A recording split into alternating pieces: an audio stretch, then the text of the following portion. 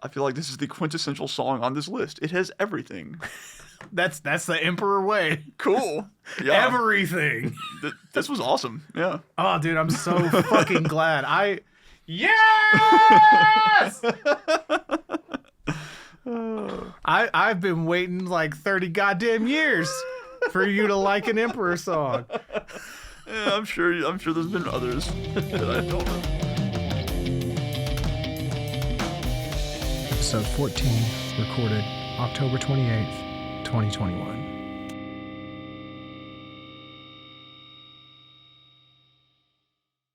Actually good. Yeah. So the actual story, I think I was watching a cover of Cemetery Gates or something like that, or like a breakdown of it, or I don't know, some shit like that. Mm-hmm. It could have been.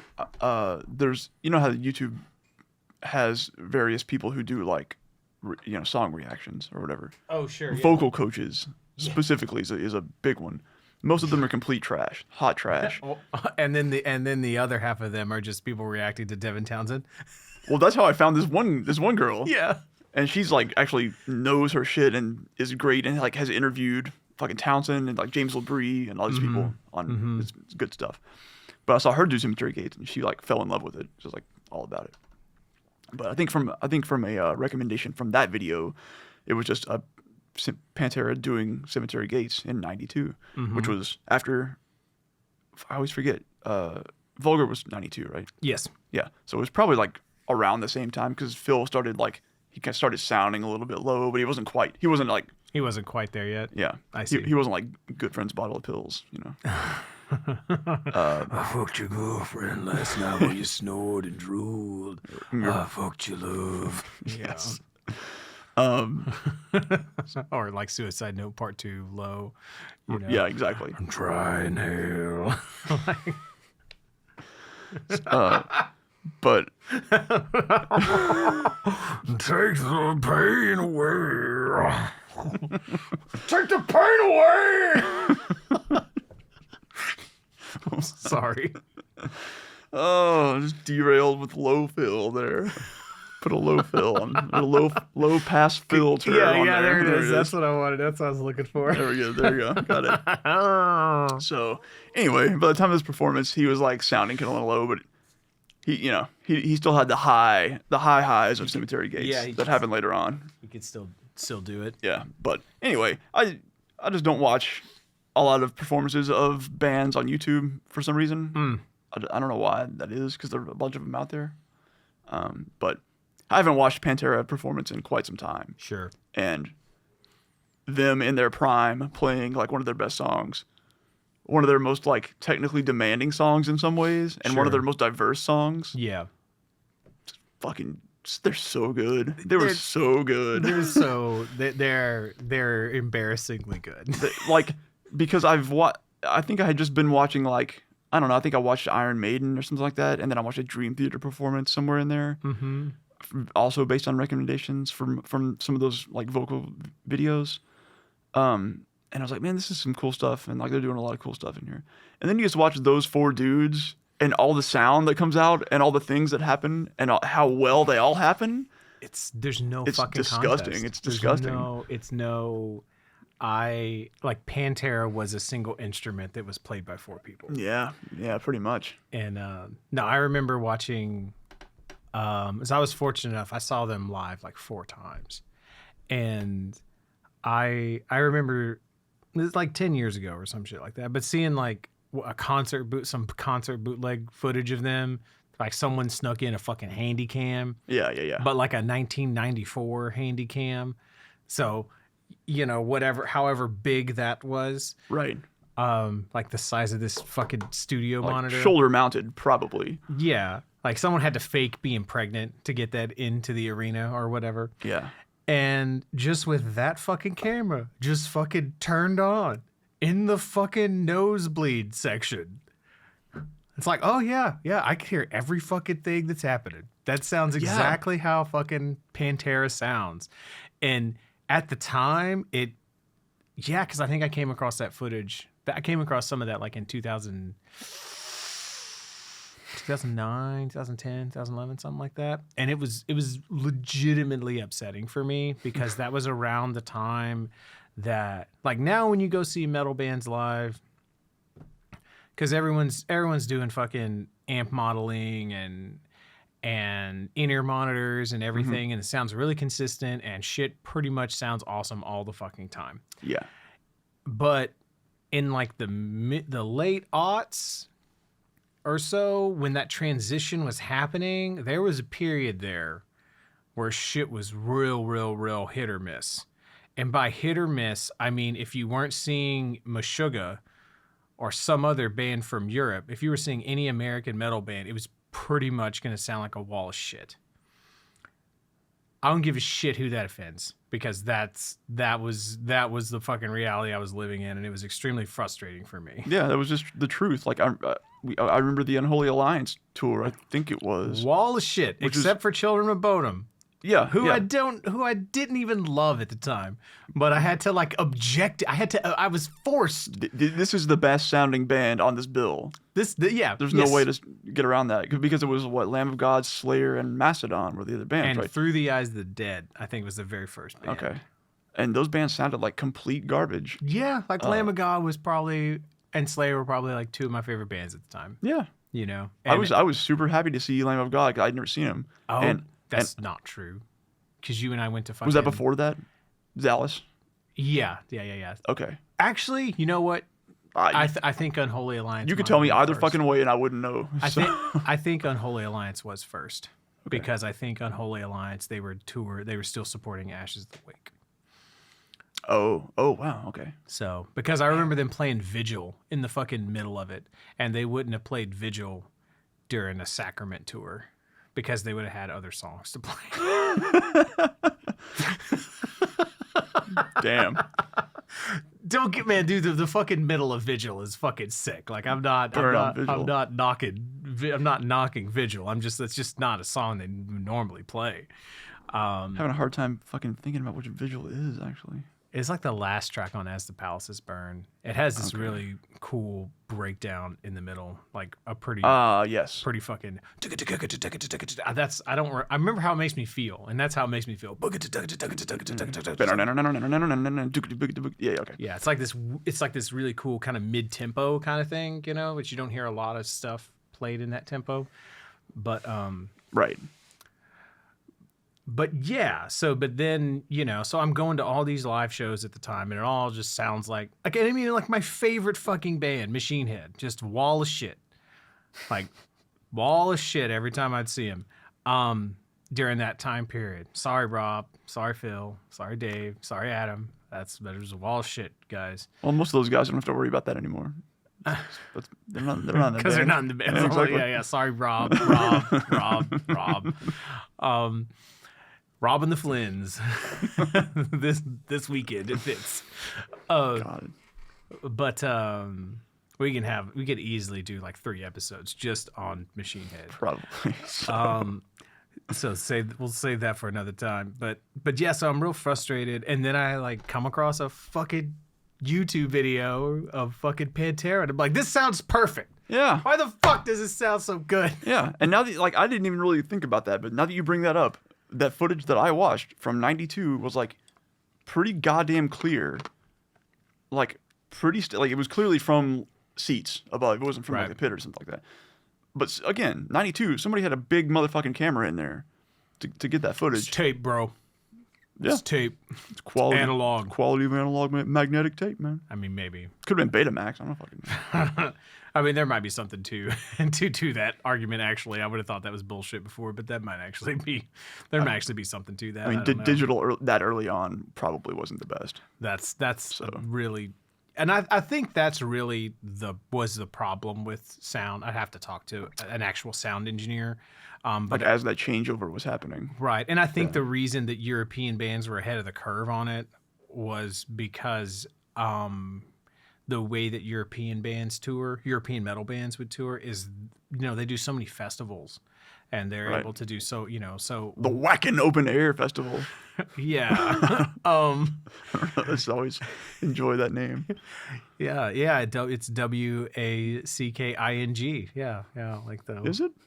Yeah. I thought it was a WAKKEN or something. No, it's WE. It's WEE. Whacking. Yeah, WEEQ. Okay. That sounds right. That sounds right. Yeah. It's the festival that celebrates the Springfield Day where you go beat up all the snakes. Correct. Whacking Day. Correct. Yeah.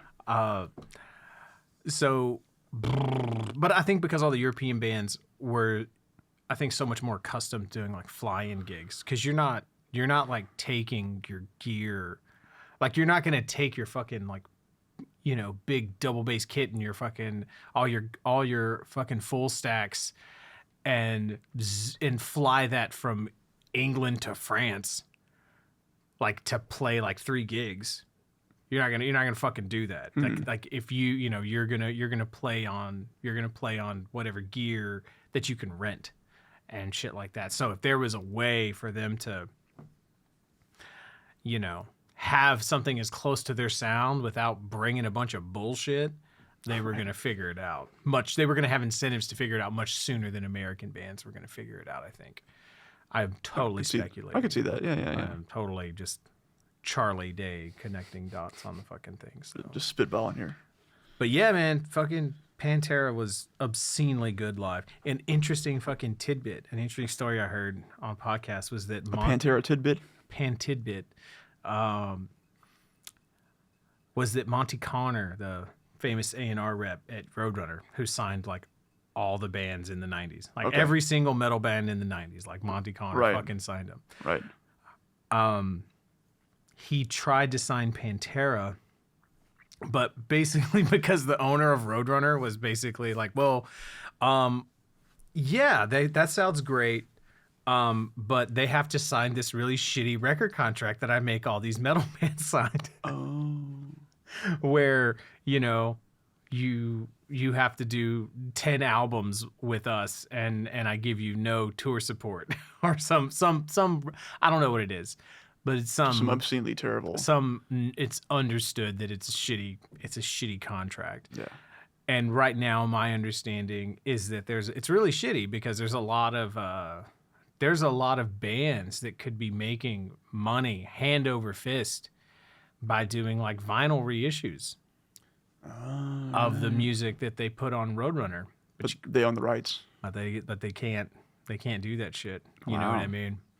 And it's just there's just money being like it's just a real shitty thing because it's like some businessman or somebody somewhere is making a decision that since this won't make a lot of money for me, I'm not gonna let it make money for someone else. And so it's real shitty, man. It's the metal version of the Disney Vault, where those movies just go to rot. Pretty fucking much, man. Not entertain anyone. And because there's so many legendary actual death metal records that were released in the early 90s on Roadrunner. So that was happening throughout the 90s. That wasn't just a late 90s thing. Because whenever I think of that, I think of like when Roadrunner boomed in like the late 90s with nu metal. Well, they were already booming with Typo Negative and Sepultura. Sure, yeah. And Machine Head. Yeah, Machine Head and all those things there on the Fear Factory, all that stuff there on the front end of the 90s as well. I guess the specific point that I'm thinking about is going to Roadrunner's website in like 1998 or 9. And like listen to the MP3s. Yeah, because they had a free MP3 section. You can get one per band. And there was just like, I like all these bands. I'm just going to download all this shit. Yeah, it's really unfortunate because they really like tapped into that nu metal vein and they just rode that one into the fucking ground. And sort of really cast a lot of their heritage legacy bands to the side, like, sure, Malevolent Creation, Suffocation's a big one, Obituary. Oh, yeah. Lots of these just legendary fucking death metal bands were all of a sudden in the mid '90s just kind of left adrift. But there was a lot. I'm sure I'll talk about that at some point, like because there was so much happening right then. Right. with the sort of the whole metal scene sort of collapsing, like the greater big picture metal scene collapsing because of grunge, which caused smaller things to collapse because record labels got scared and didn't want to invest in underground music. And then you also had in the extreme metal scene, black metal becoming a really big thing. So all of a sudden, death metal didn't seem as hip or chic. Death metal seemed kind of fucking played out by the time you got to the mid '90s. And so like it wasn't dangerous anymore. But these fucking crazy Norwegians killing each other and actually burning churches down seemed very fucking dangerous. So you know, blah blah blah blah blah. I mean, I don't remember very many articles in Guitar World about a lot of death metal music, but I remember about burning those churches down. Yeah, exactly. And that's really what's going to be interesting about this whole series of my like journey into death metal. Is because I was discovering music around a time whenever death metal wasn't very well promoted at all. So I would discover death metal in a very piecemeal sort of way and be listening to death metal or something that's death metal inspired without knowing it. And it was a very long time before it was like, oh, I am a death metal fan, you know? Whereas black metal was very hip, for lack of a better word. It was much more popular in the late 90s. That feels right, yeah. Whenever we were really in our prime, like discovering music phase, you know? But, right, Pantera, right? Yeah. Roadrunner, Pantera, Roadrunner. So, but yeah, Monty Connor was this close to getting Pantera signed to Roadrunner. When? Do you know when that was? Like 89. Okay, so this like was... for Cowboys from Hell. Oh, wow, okay. But Pantera knew, and their manager at the time knew, like, hey, we're a live fucking band. And that's what we're going to do. And we're going to tour, so we want guaranteed tour support. And the head guy at Roadrunner didn't want to give him that. So Monty lost signing fucking Pantera to fucking Roadrunner. To Atco. Okay. I was like East West? Yeah. I think Atco was an imprint of East West or some shit like that. Okay. That's what I remember later on. I don't remember any other fucking band on East West. No. Except for Pantera. Yeah, no. So it's all they only needed. We just need the one. Yeah. You only need one if the one is Pantera. In the fucking 90s, that is the one that you need. Yeah. Yeah. And yeah, that'd have been wild. But yeah, I hadn't really thought about it before, but fucking kudos to Phil, because Phil had Morbid Angel fucking open for Pantera. Like Phil, you know, Phil did his part for trying to keep underground music alive while Pantera was the focus in the 90s there. You know, You saw them. It was at Astro Arena. You know, they had fucking Morbid Angel play. Morbid Angel like come out and then play before like Static X or Soulfly or something. Boy, was that bill? I don't remember exactly. That sounds right. I think it was. I think it was. I feel like I remember seeing Soulfly there. Yeah, that feels right. I've seen Soulfly too many times. We opened for him once. I know. And I've seen him like 4 or 5 other times when I didn't really mean to. You know, listen, like nothing against Max, but just like Soulfly. Dude, that first Soulfly record does not fuck around. That record is so good. Yeah. Too bad the next like 3 records are still just kind of that the same first record again. Yeah. But yeah. You know. Nah, dude, I'm not gonna talk shit. No, on I'm that, not talking like this. But I love that first record. So yeah, I remember loving it a lot. I listened to it a few months ago. It most of it holds up really well. So had a lot of guests on that album too. So many guests. I think ultimately, honestly, I think that's sort of what kind of doomed Soulfly in a sense. You know, I think that's probably right. I think they didn't have to get as creative as they maybe could have gotten going forward past that album. I think it just got hard to know what the fuck you were gonna get with a Soulfly record. Yeah, You know, and it's probably. it's kind of like the first. I mean, it's like the Santana Supernatural, right? Like that record was a fucking phenom, right? Or a phenomenon or whatever. And then he tried to replicate it on the next one with Shaman, which was like, okay. He just got a bunch of guests on there. Yeah, again? just tried to do the same exact shit. And it was like, okay. And I don't know what he did on the next one because I didn't fucking buy it. Same thing happened with Soulfly. you know? Because I remember, what was the second one called? Soulfly? Primitive. Oh, back to the primitive. Yeah. Fuck all the bullshit. Yeah. Fuck all your politics. Yeah. Because that one had a bunch of guests It also. had Tom Araya on it. It had Corey Taylor on it again. Yeah. Man, this reminds me though, because I was gonna make a joke about how I guess that Santana album was just like Santana and then in parentheses feat somebody else because it always says like feat, you know. And I came across the Sting and Shaggy album the other day. Man, you know the one. I do. And it's what is it like 44/ whatever, and it's like their country codes is what that is. Oh, okay. Because 44 is the British country or English country code for Sting, and then it's the Jamaican one for Shaggy or whatever. Yeah. It's the name of the album. Doesn't matter.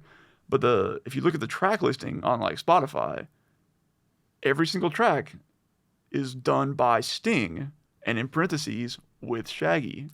Every single track. Oh, uh-oh. It's real weird. Did you listen to any of it? No, I watched a review where people talked shit about it and lived vicariously. Oh, yeah. That's all that I needed. Yeah, I didn't listen to it either. So that's why I was asking. I was hoping you could enlighten me. I wouldn't be surprised if it's good because, you know, Sting knows how to fucking put songs together. I like a lot of Sting's music. And Shaggy's fucking great. And the thing that the police did at the time was it's like, all right, everyone's fucking tired of hearing white people play the blues. We need another black music to fucking rip off. So how about if we rip off reggae? Yep. Oh, dude, they're not tired of hearing white people rip off reggae. This is amazing. No one's really done this. So yeah, I have no doubt that the guys in the police have a legitimate love of reggae. Yeah. So I wouldn't be surprised if Sting could make a really good fucking album with Shaggy. Yeah. I mean, that's like the thing that Sting does, right? Like, he sings in a reggae style in a weird way and plays the bass. Like, he's great at what he does. Right. But that is what he does. Sure. Like, don't get me wrong. Like, my favorite show that I've ever seen live is The Police. That fucking Police show that we went to. Yeah, we did go to that together. That was an amazing show, and it really made me fall in love with that band in a weird way. That is one of the concerts I am so glad that I went to, and I don't think that I would have went to it if it wouldn't have been for you. No shit. Absolutely, because I just knew you were such a big Police fan, and I was like this is a special thing. Because like I hadn't been a Police fan for all that long at that point. Yeah, that's pretty cool. Yeah, like I just knew that was going to be a really important thing, and so I was like, well, I'm not really a Police fan yet, but I don't want to miss this. And that was their comeback tour. It wasn't a comeback. They were just like, we're gonna do this one time. I was searching for the right word because comeback, reunion, none of these really worked that well. It was just we're gonna do this one more time and then say reunion back. yeah. The final reunion back. Yeah, and I watch. Yeah, and it's really kind of a bummer because I didn't really fall in love with the Police until really the past like 3 years or so. Wow, it's pretty recent that I really, really got it. That the light bulb really went off, and especially Stewart Copeland, and like, sure. Oh, I fucking get it now. I get why this guy is the big deal that he is to like I get now why all so many drummers talk about this guy being influence on them and whatnot, and so And so I was already really familiar with a lot of Sting stuff, in particular this record 10 Summoner's Tales. Yeah. Because I had bought Brand New Day because I really liked that song Desert Rose, and I bought the CD just for that. I was like, cool, fuck it, yeah. And then one day, I think that came out in like 97-ish, 98. I looked it up because it has a Cheb Mami like doing like, you know, the background vocals and stuff like that. It's a real, you know, feature. And then they rip off some element of that. Not like sampling, but they try to do some of that same shit in the fucking live, one of the live fucking things on 5 on that fucking that abortion of a record. Oh, okay. And I was like, oh God, yeah, just put in a little bit of this. I'm fucking citizen of the world. It's like, not everyone can be Sting, asshole. Shut up, Ed. Like, I was just mad while I was listening to it. But then, years later, like 2002 or something, it was while we were writing, like while we were starting to write songs like Humans, stuff like that. So maybe early 2003, late 2002. And my drum instructor was like, "So what are you working on with your band? Like, what do you want to learn how to do?" You know, like I've been studying for like a year and a half or something like that. And we were kind of like, you know, because, you know, you get to spots like that where it's like, okay, man, well, what the fuck do you want to do? What do you want me to teach you how to do? Right. You know, I was like, oh, I don't know. And it's like, well, what kind of stuff's going on in your band? You know, what are y'all starting to work on? I was like, well, we're starting to do more stuff at odd time. He's like, okay, I got you. Because at that point, it's like he's kind of taught you the basics of the basics that everyone else is going to learn the same way you did. And now it's like, what do we specialize in? Yeah, Kinda. some shit like that. Or it was like, I taught you enough jazz stuff, and you can do this. You can play the jazz ride beat and keep decent enough time and read a chart. Let's, you know, I don't think you're actively fucking up music anymore. So you're not hurting it anymore. Yeah. Yeah. At the very least, you're like you're inert. Yeah, I don't have to protect the music from you. And so I was like, yeah, we're starting to get into doing more odd time stuff. And he was like, okay, cool. Go buy Sting 10 Summoner's Tales and transcribe that record. Wow. Because you're going to learn the whole fucking thing. Damn. And I was like, oh, God. What have I said? I said the wrong thing. And I was really bad at transcribing, too. That I did not complete that project, but I did learn like all the main beats of all the songs, you know. But Vinny Colaiuta plays on that record, and there's some very famous odd time grooves that he plays on there, and that definitely influenced my whole approach to odd time. Was those handful of Sting songs. Like if you listen to those and you listen to how he phrases and where he puts his snare hits when he's playing in 5 and 7, you can draw a direct connection between how I play. Like, cause there's that 7/8 section in in the outro of Humans, there's a 7/8 section. Yes. And so the way that he plays in 7/4 directly influenced the way that I would play in 7/8. And then also his approach to where he sort of puts the snare hits to sort of create a feeling of symmetry throughout, you know, when you're playing in 5 or you're playing in 7. Yeah. That would become a thing I would try to continue on when we would write really weird shit, like the middle of Again and stuff like that. It's like in 17 or some shit. I think it's in 17/16 when you technically map it out or whatever. But we're talking about All Severed songs, by the way. Yes, sorry. Right. Yes. We used to be in a band called All Severed, like 20 years ago or something. Drop a link. 15 to 20 years ago. Yes. Oof. So drop a link in the description for that. But yeah, Sting Sting. Yeah, I never got too much in his solo stuff later on, but for whatever reason, I had heard the Police all my life, right? Okay. Because you hear Roxanne, you hear Message in a Bottle, you hear all this Right. stuff on the radio or whatever, and it was like that's a popular song. Right. But for whatever reason, in like 2000, I don't know, 5 or 6, right around there somewhere, they put out that they're like another greatest hits. It was just the Police self-titled. Okay. It's like a yellow and black album cover. And for whatever reason, that collection of music, like their greatest hits from like their earliest days, from like the shitty sounding demos that like are basically punk songs, Right. on until like, Walking on the Moon and all this just wild shit later on. I was like, oh, this is why these guys are amazing. And that just, for whatever reason, just clicked with me hard. Dude, they're in the pantheon. They're up there with the most important bands of all time. Sure. Yeah. Like they're like from a drumming perspective, I almost feel like there's like 4 quadrants, okay? Okay. For when you're talking about foundational rock drumming, okay? Okay.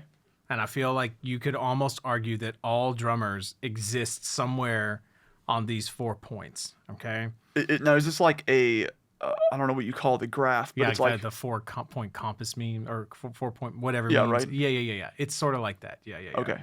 Like, where it's, anyway, if anyone doesn't know, I guess it's like a, I don't know, like a political graph where it's like liberal and conservative on the side. Like there's the point, the origin in the middle, and then, I don't know. Yeah, you got like 2 XY, you know what I mean? Yeah. And so, and each corner is like think of each corner as like an extreme. Yes. You know? Exactly. So,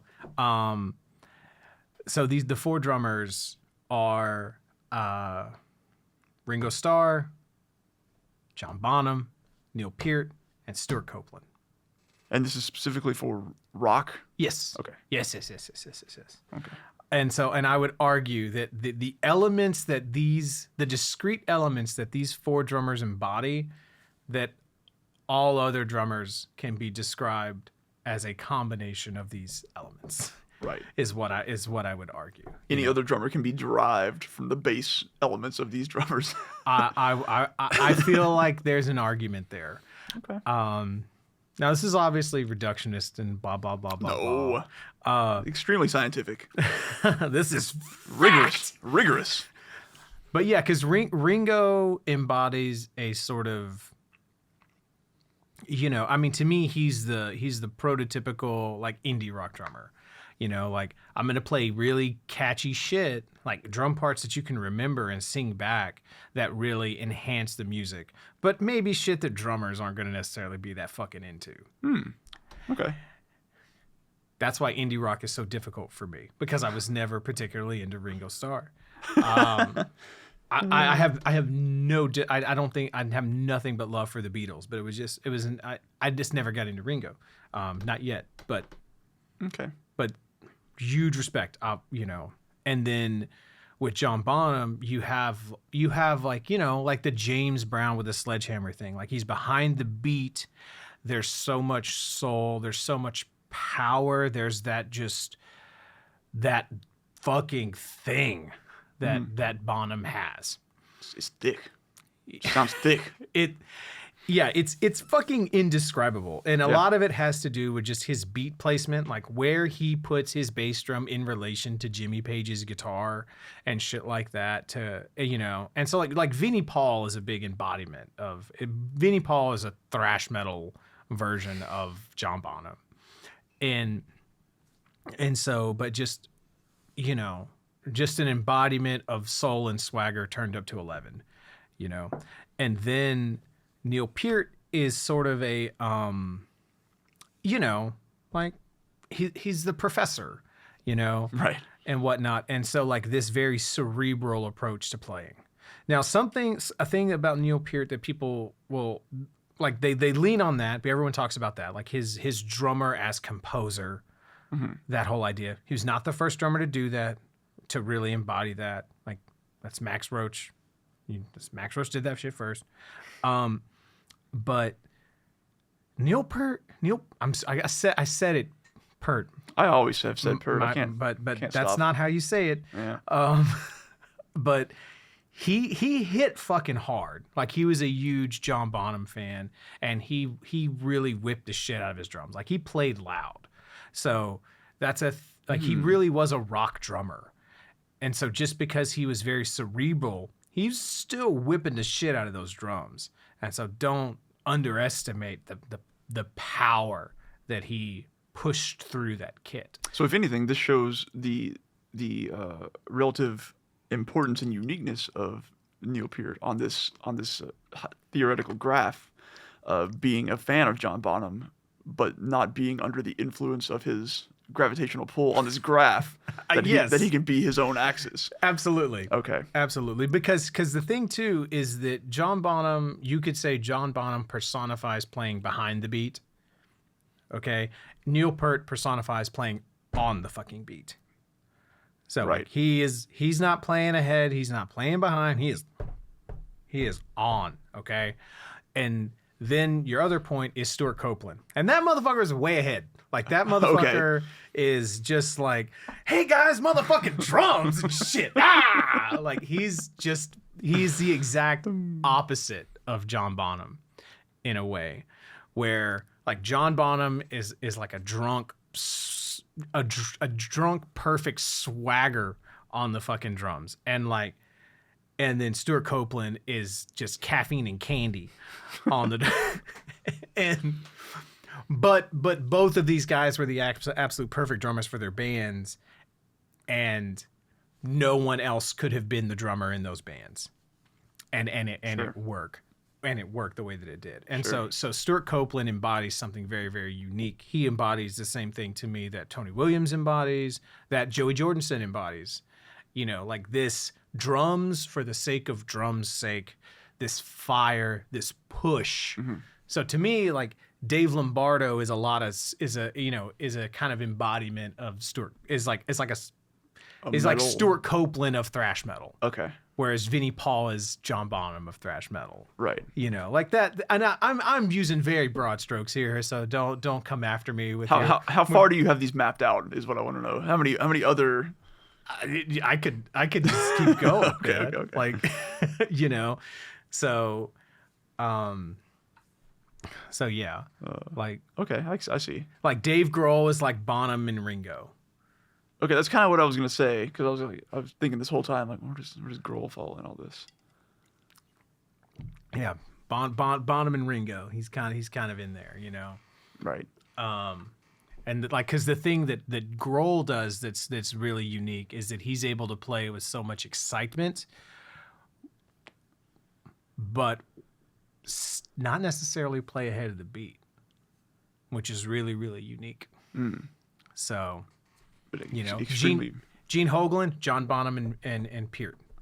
That's Gene Hoglan, because Gene Hoglan lays back. Like, he plays furiously, and he's very much a composer, and he's very much, you know, like, trying to do all these weird, intricate fucking things. You know what I mean? But he's very kind of like laid back about it. You know, he's not pushing the way that like a Joey or a Dave Lombardo would be pushing. Okay, I can kind of see that. So yeah. For as not much as I know about drums generally, I feel like I can feel a lot of these things to be the case. Yeah. So yeah, like But did you see that what the hell were they on the other day? Grohl and Novoselic and Pat Smear and somebody else were like on Howard Stern, and he was like, do you guys ever miss like playing in Nirvana? Because they were talking about all this stuff and how hard it has been forever for them, obviously, and all this stuff. And they were like, no, we get together and practice as Nirvana sometimes. No shit. And he was like, and Howard Stern's like, wait, what do you mean? And Dave's like, yeah, we recorded some stuff recently too. And we're like, what? hold the fuck on. Howard Stern, the proxy reaction for the human race. Yeah, just mind completely exploded. Like, really? Okay. That's amazing. That's wild. That's amazing. I mean, why the fuck not? Like, Yeah. you know. Okay. Yeah. Just very strange. Yeah. I'm so grateful for Dave Grohl Yeah. that I don't have to apologize for any of his behavior. His behavior seems mostly pretty great to me. It's just nice to have. Yeah. It's just nice to have at least one. He seems like a good. I mean, at this point, he's pretty old. He's becoming the elder statesman of Sure. mainstream rock, I guess. Yeah. Yeah. But also kind of punk a little bit in his actions. Sure. A friend of mine, you know, like will take the opportunity usually to shit on a new Foo Fighters record whenever it comes out, and just like the Foo Fighters are just the modern day Eagles, and whenever he says that to me or whatever, you know, like I'll text him and say I have a confession to make, and this might offend you, and I'm very sorry, but I objectively and unironically love both the Foo Fighters and the Eagles, you elitist fuck. So, fuck off. Oh. Okay, so I thought you were going to say, I've got another confession to make and start sending him the lyrics to that goddamn Foo man. Fighters song. That would have been... Okay. That would have been probably maybe a better way to go with the joke. Next time. Yeah, next time. Because I'm going to forget that I told this story. So like in, you know, 3 to 5 episodes from now, we'll do this same fucking thing. Yeah. So. That's good.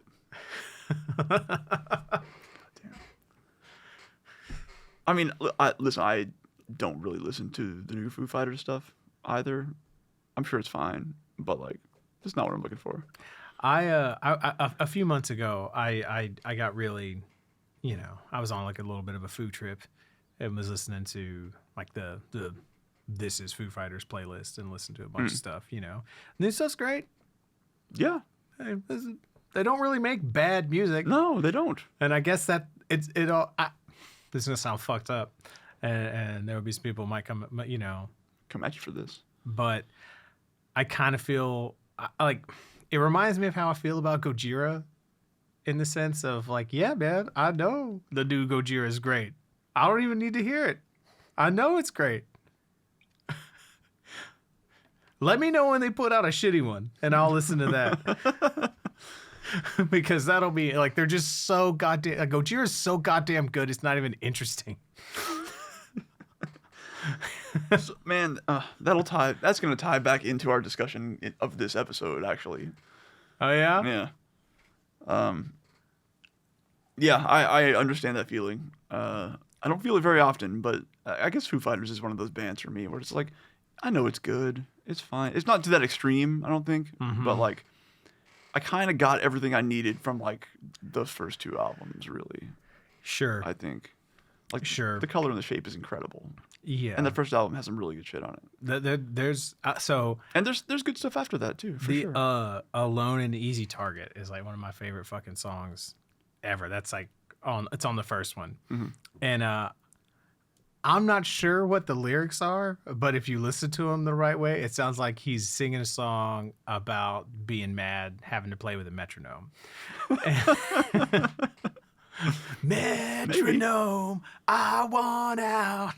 Like, I know that he's not saying metronome, but I like to think that he's just really upset about having to record Lithium or Drain You or whatever it was that he had to record to a click track for Nevermind. Right. And he was like, Kurt's fucking dead. I'm gonna fucking show you guys. Get this out of my goddamn system now. Yeah. Maybe. I mean, that first album's pretty weird, so I could see it. There's such a charm to it, man. It's hard to not love, you know? Yeah. So I almost love the Foo Fighters as people more than I like a lot of their music. I think that's exactly the case for me too. Like, I really appreciate what they have become as far as just like a staple of music. Yes.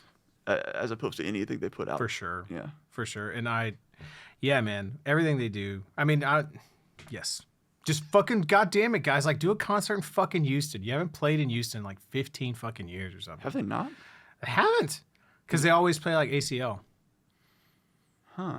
So they haven't done a proper concert in Houston in a very long fucking time. I didn't realize that. Yeah, it's real weird. Are they banned from here? I don't think so. Okay. This, you know, and I'll say this too, and this is no secret. Like everyone knows that they're fucking incredible live. Like it is known, right? Yeah. That's what really won me over, because I was like in like 2008. I was like, whatever, fine, you know, like yeah, they do songs on the radio that don't suck, whatever. And then I ended up at this girl I was dating was like, hey, I want to go see Foo Fighters. Do you want to come with me? You're the only person I know who'll go to concerts. I'm like, yeah, sure, whatever. And it was one of the best fucking concerts I've ever seen. Cool. They didn't sound like a wall of shit. You know, and it was so fucking good. It absolutely. I didn't even know all the songs. You know what I mean? Yeah. And I was just completely won over by the experience. And I was like, all right, y'all are the fucking best band ever. I'm on board.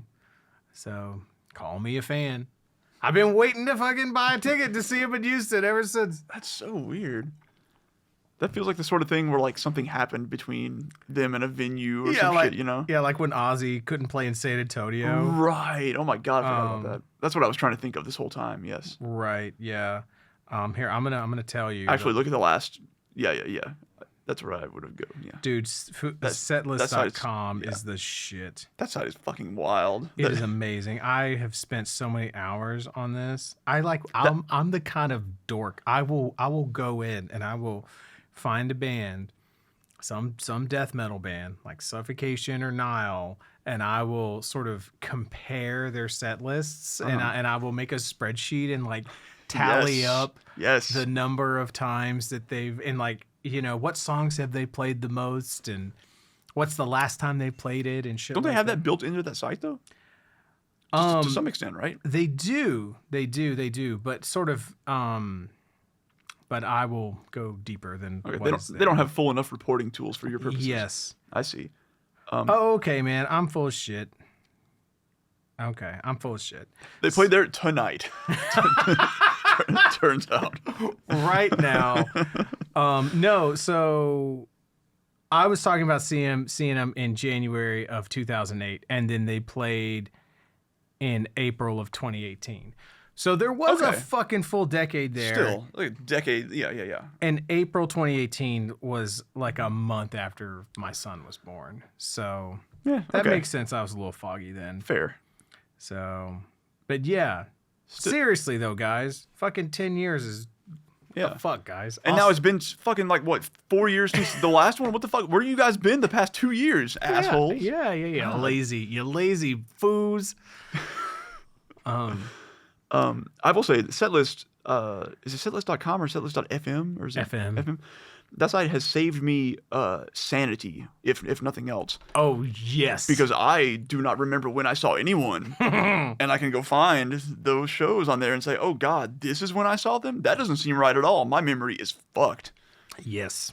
So I know that, well, I guess that doesn't save my sanity. I guess that proves that I'm going insane very, very, very quickly. Like an infected mushroom. Yes. I was going to bring this up. Infected Mushroom, great cover of The Pretender by Foo Fighters. Oh, no shit. Yeah.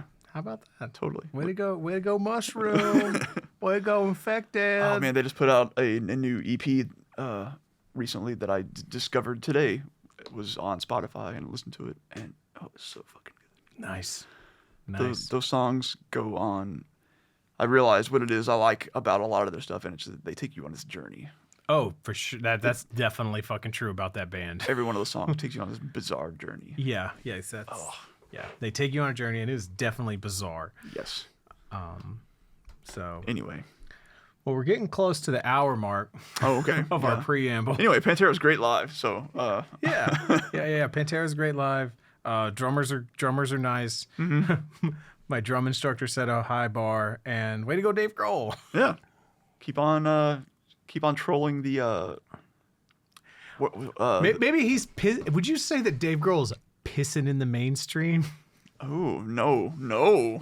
No. Where the boys that love to piss and in the mainstream. I only know one person who would say something like that, and I don't recommend you listen to what they say. Gosh, I feel like such a bitter ass that I devoted like a whole 2 episodes to talking shit about Ed. Really just one, because it was mostly No one's ever love. going to hear the first one.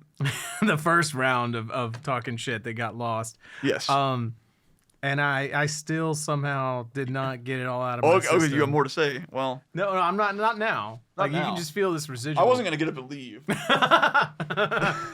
So that being said, I mean, listen, if you're going to say that anywhere, if like, you know, where else, if not here.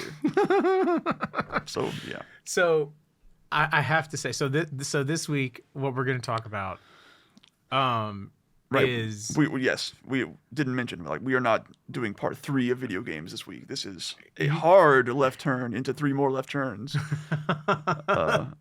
If we do them all in a row, we don't have to do them all in a row. So I originally had the idea that I wanted, so 1991 is understood to sort of be the sort of the benchmark year of death metal. It's the year that everyone sort of was like, oh, this is what fucking death metal is. And the website Invisible Oranges wrote a really great blog like in 2016 detailing like 25 albums. I think it was 25 albums. Whatever. Just look up, you know, Invisible Oranges Death Metal 1991 and it'll come up. Was it 1 per year at that point? I don't know. This is just what happens to be 25 years after 1991. But it's not 25 years after 1991. It's 20 years. You said 2016, right? I did. Or is that 25 years? Yeah. Oh, man. Math is hard. But not as hard as this death metal. But yeah, math is... So... And so I sort of had this idea, because, you know, like, I came across an article sometime last year, and I went and listened to all of them. And so I was going to try to, you know, without subjecting Robert to, you know, like 20 hours of fucking death metal in 1 week, I was going to try to sort of craft something. And then in the process of it, I was like, all right, it makes more sense for me to talk about just my own sort of personal journey, being exposed to death metal and grindcore, the elements of death metal and grindcore, and the journey that I made before I realized, like, oh, I just fucking like death metal, which was a pretty long fucking journey. There was a pretty long distance between point A and point B there for whatever reason, because that'll establish my reference frame, and it's very, you know, and it's personal, so I can't fuck it up. But if I start talking about something that's a little more historical, and I start talking about, you know, like, all right, well, this is when you have this element introduced and that element introduced and that element introduced. If I establish my reference frame, then I feel like I can be forgiven, Right. if I fuck some things up. Right. Because I do want to do that episode, because I think it's fucking fascinating. Sure. But But it's like, if this is where you're coming from, this is what you know. yes, And they're sure. yes. So you know, so then some purist can't like come after me, about something. So yeah. So this playlist. So I start off, I was like, yeah, I can do this in a playlist. Nope, can't. It's gonna take 3. Just always triple your estimate, turns out. Yeah. So this first one really is just sort of from the years of like 1998 to sort of 2000. Okay. Or 2001, 2002. Okay. That was a much shorter... I didn't look at the dates of any of these. Oh. You have the spreadsheet, I know, but I did not pay attention to that aspect of it. Yeah. So, yeah, like maybe 2002. Like 98 to 2002. Okay. So... Okay. So yeah, a pretty short time frame. And so this is just sort of the stuff that I was sort of exposed to really just kind of by accident. Like I wasn't trying to seek out death metal. But looking back now, I can, and so there's a lot of things on here that are, there's some things on here that are definitely not death metal, but to me, they track as having some death metal elements. Okay. To me at the time. Okay. And so. Well, I'm glad to hear you say that because there were some things on here where I was like, huh. No kidding. Definitely not. Okay, I wouldn't call it. Okay. Definitely. There's a lot of stuff on here that's definitely not death metal. Okay. But I wanted to include it because it was just sort of setting up things. Right. Because there was, and this is the thing too, is that there's a lot, all of these bands, all these guys in this first playlist, every one of these guys is making music. Especially in how I broke it down, like group 1 and group 2 or whatever. All these guys are listening to the 10 years of death metal records that have been already made. Right. So they're reacting to that. I can see that now. I did not see. There's no way I could have seen that at the time. Right. And so in like fucking 1998, it was a lot more difficult. Like now, if you want to get into death metal, you can like fucking look up like top 20 fucking death metal albums. And it's very easy to sort of figure out where the lines are drawn around these genres. And it was much more difficult then. It was just sort of, well, there's metal, and there's the metal that's quote unquote cool and quote unquote not cool. And there's the metal that's underground, and then there's the metal that's at Hot Topic. And that's kind of where your fucking lines were. Man, that's weird. It's weird to think about. Yeah. That is the. You looking for something? I was gonna try to pull up this on my phone because I have the sheet here. Yeah. Okay. So. There we go. But yeah, and. So yeah.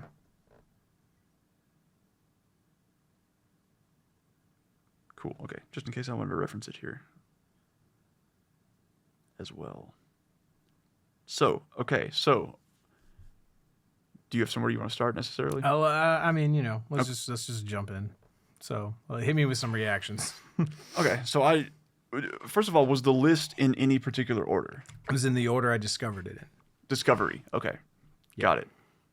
Okay. Because as best that I can remember. There's some that it's like, oh, that might have been technically after that. Sure.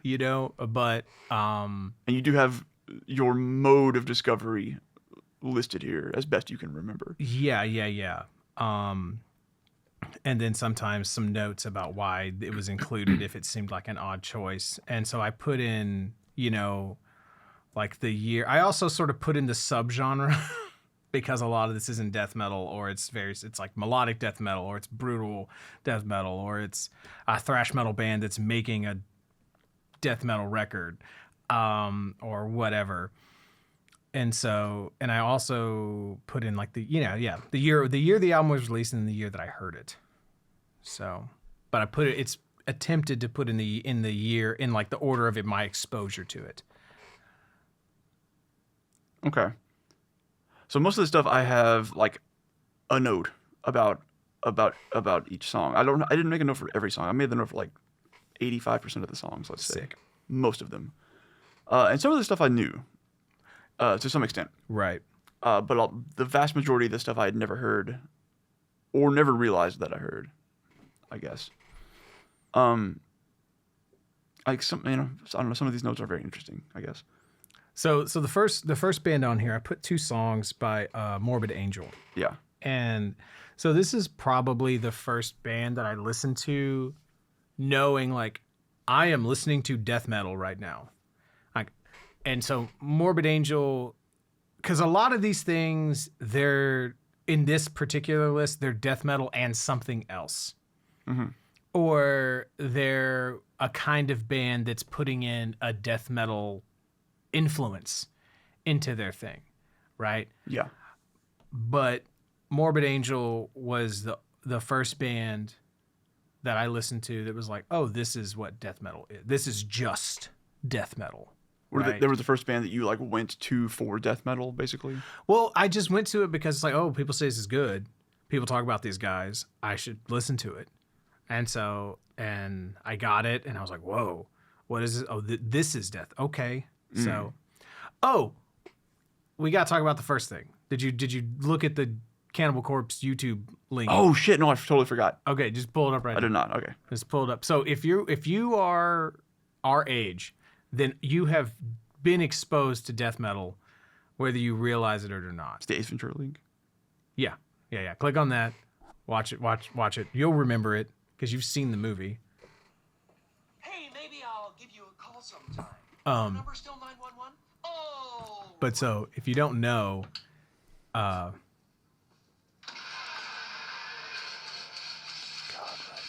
so this is Cannibal Corpse playing Hammer Smashed Face. So Chris Barnes on vocals.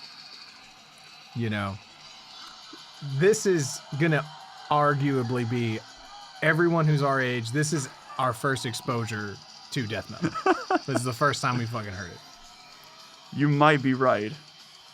I would bet some of my flesh on that. So. Excuse me, it's Frank here. Thank you. God, right. So anyway. So yeah, that's like the first exposure, but it's just like, you know, when you're a fucking kid seeing that, you're just like, oh, that's just crazy music, whatever. Yeah. Right. And there's like behind the scenes clips or like deleted scenes where Jim Carrey gets on stage and is like singing with them and shit. And Oh, wow. It's a lot of fun or whatever. That's cool. So, and then like it was known that Cannibal Corpse had like the crazy album covers and, you know, all the gory stuff and like, you know, bleeding vaginal maggots or whatever their fucking shit was called. Yeah. And for whatever reason, that didn't really appeal to me at the time. But I don't know. I decided to fucking buy this Morbid Angel record. I bought it and it stands as a nice contrast to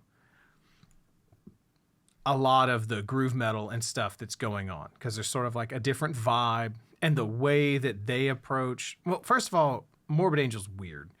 The main guy, you know, Trey Azagthoth, who names himself after like a Lovecraftian fucking guy, Right. character. The dude's fucking weird, and I think that Morbid Angel has a great sound and a great vibe. And this is sort of the second era after they lost their original, or after their original frontman and bassist left. We'll talk more about that later, or like in episode 3. Okay. But I don't think, like, I love Morbid Angel. Okay, I love Morbid Angel, but I don't think they put songs together very well. They have really, really cool fucking riffs, but the way that their songs flow is just always a little unsatisfying. Okay. But I still fucking love listening to them. The riffs are incredible, and so these two songs, like Heaving Earth, might be the first blast beat that I ever hear. Wow. Okay. And so there's two possibilities on what the first blast beat that I ever hear is. It might be this, but I think it was probably technically that, but I don't think I understood what I was hearing. So yeah, Morbid Angel first, like, yeah. Anyway, did you have any reactions to the Morbid Angel tracks? I think I agree with your assessment that they don't put songs together very well. Like I feel like I got that from listening to these.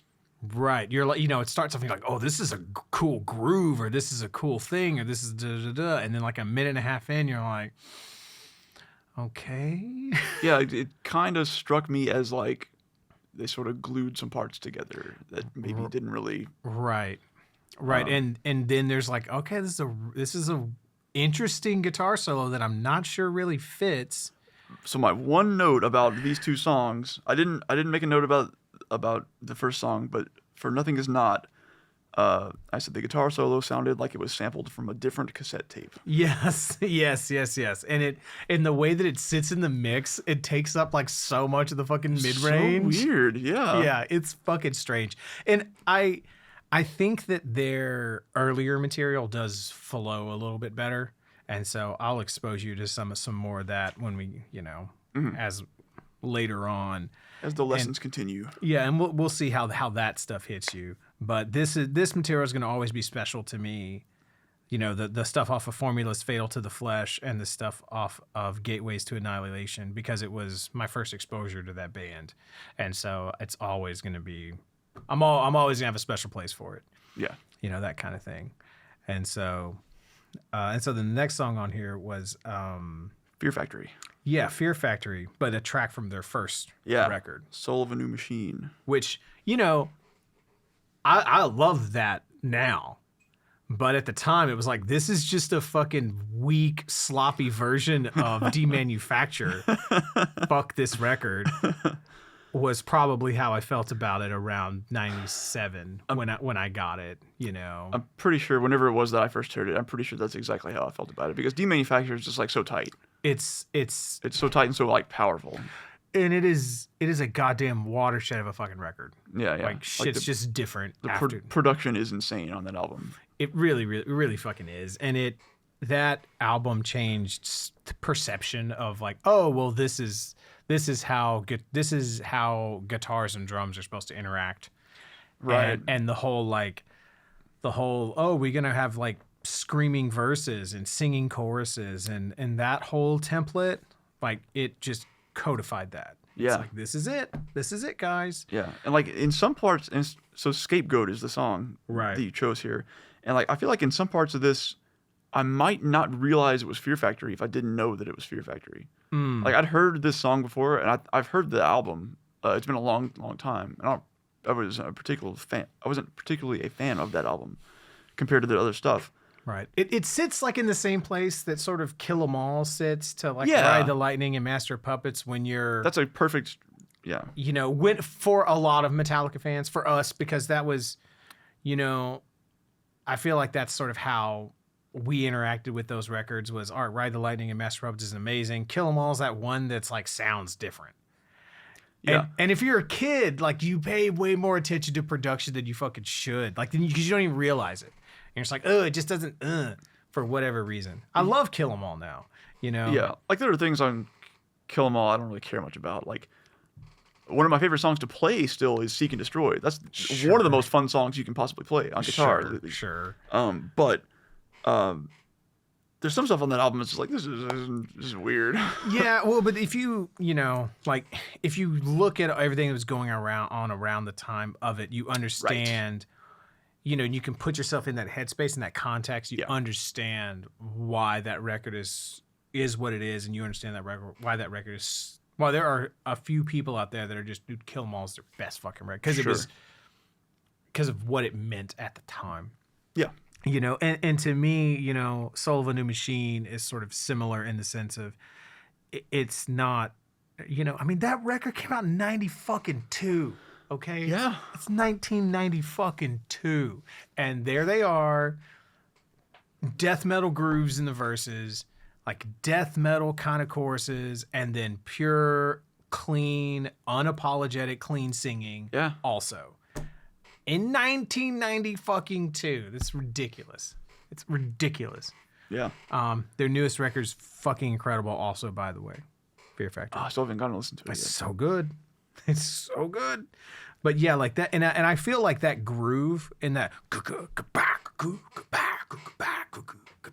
like that is a pure kind of like death metal slink. Like you know what I mean? Like that's a very unique death metal element that sort of comes out of that late 80s, early 90s death metal scene, like Obituary and even like Suffocation to a certain degree, and stuff like that. But like that. So yeah. Anyway. Yeah. Like I said, I've heard this song before, but my one note on it was the mixing on the vocals is so weird. It's so far back and reverby. It was such a weird choice, but that was kind of what that album was in a weird way. Well, yeah, it's only a weird choice because of where they went from there. Yeah. Right. And I almost wonder. I want to know how people reacted to that album when they heard it. Like I want to This one or Demanufacture? Oh, really both? But I Yeah. feel like I know. I feel like I know how people reacted to Demanufacture. I guess what I want to know is, how did people react to Soul of a New Machine when they first heard it? But then those people, how did they react to Demanufacture? Sure. Like, what was the turnaround there? Sure. Because, yeah, that might have been like, oh, these guys went pure industrial. Right. Like that might have been the reaction of some of the tryhards.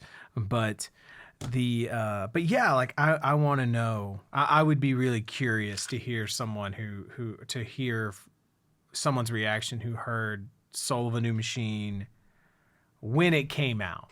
You know, like and if like I bet there was a big contingent of people that were mad at them the way that we were mad at metalcore bands, because it's like, you're taking our shit and then you're making it fucking stupid. Like you know, don't take our fucking death metal grooves and put that clean singing on it. Our shit's cool. Don't make it stupid. Yeah. Clearly it's cool, but when you do it, it's stupid. It's stupid. Yeah. Don't do something different. How dare you? So, yeah. Did I write anything? Yeah. No, I didn't. I have some random notes about things, but I didn't. That's really all I have about that song. Mm-hmm. Human Remains. Yeah. How'd this shit hit you? My one note is, this is weird as fuck. Isn't it though? Yes. Isn't it though? Very weird. So there were a couple of spots on this playlist where I was just like, what?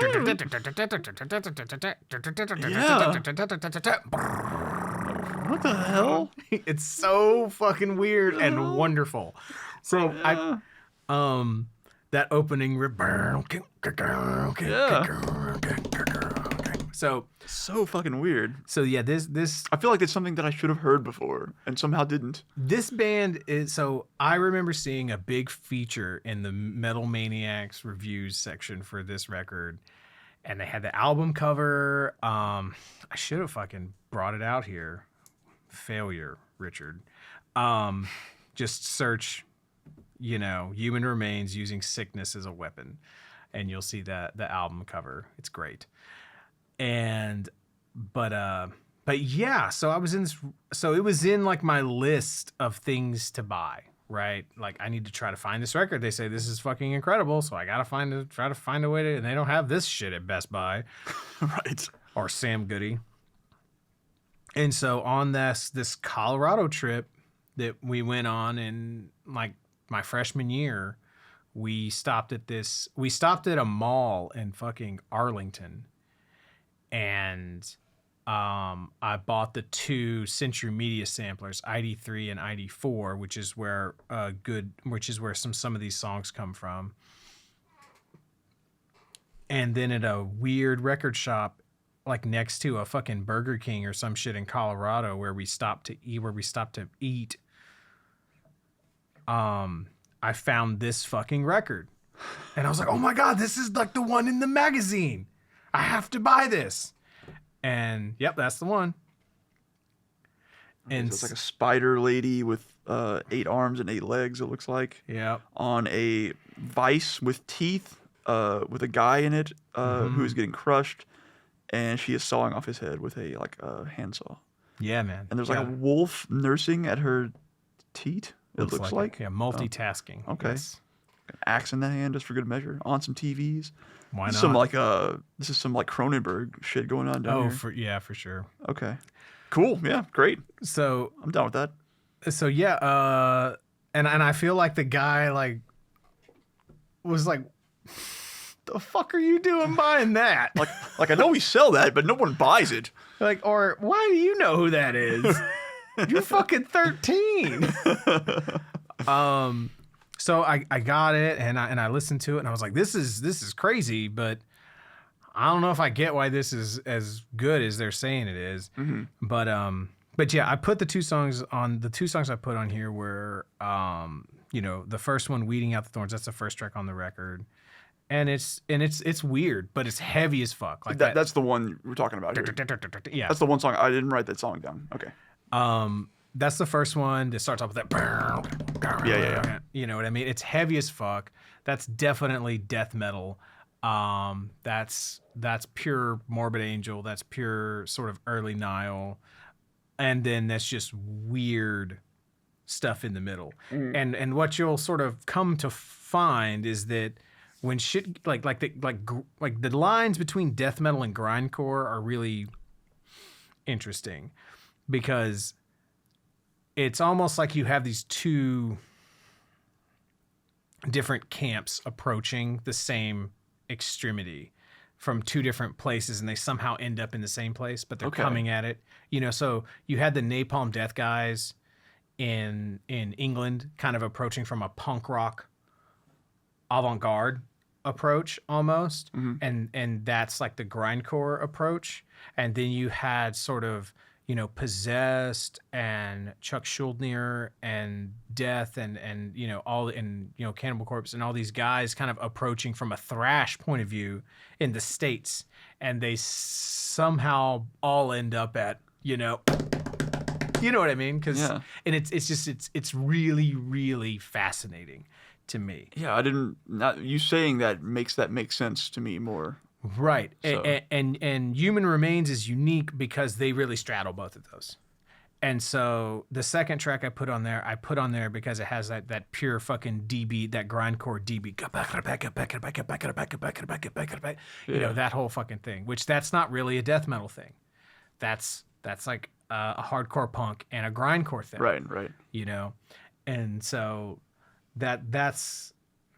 But yeah, just out of a weirdness that I saw Metal Maniacs review and happened to find this fucking record in a Colorado fucking head shop or whatever is why I was exposed to this. And this record is still well regarded in the scene. Like, people refer to this as a lost fucking classic. I kind of want to go check that out because it like I said, this seems like I feel like I have things over my lifetime that I've found that are weird like that, and I've latched onto them for various reasons. And it seems like something I should have found earlier. It is fascinating to sort of look at some of the elements in some of this stuff and some of the weirdness, and sort of, I don't know, it's interesting to sort of like look at all this that I was exposed to and try to draw lines to sort of the music we were writing with All Severed. Yeah. And sort of like draw lines of like, you know, like that pickup switching thing that's going on in the middle of this song that we're talking about. And so like, oh yeah. So if like Jeremy does something to that, and I'm like, oh, well, yeah, that's a song. Yeah, of course that's a song. No. I know a band that made that sound and made a song out of it. Of course. Sure. Fine. Whatever. Tom Morello. No. Who? What? No. These guys. Oh, you hear what I'm saying. Yeah. Don't be a dickbag. No. I mean, that's what you would say at the time. Like, fuck Tom Morello, these guys. Well, and like a recurring theme with this is that a lot of these bands you've heard, but a lot of them, the way that you heard them was me trying to show them to you when we were in high school and you being no, fuck that. So, yeah, probably. I don't have a lot of, I do have a very specific memory of showing you Opeth. Oh boy, I wish I remembered that. But I really, very few of these bands I was able to get my friends into, and that almost like, I think, limited how far down these rabbit holes I went. Sure. But another element that's unique in the Human Remains that was my first exposure to was the style of vocals. So that snarl. Yeah. I don't know if you can pull it up from memory, but real quick. But yeah, go ahead.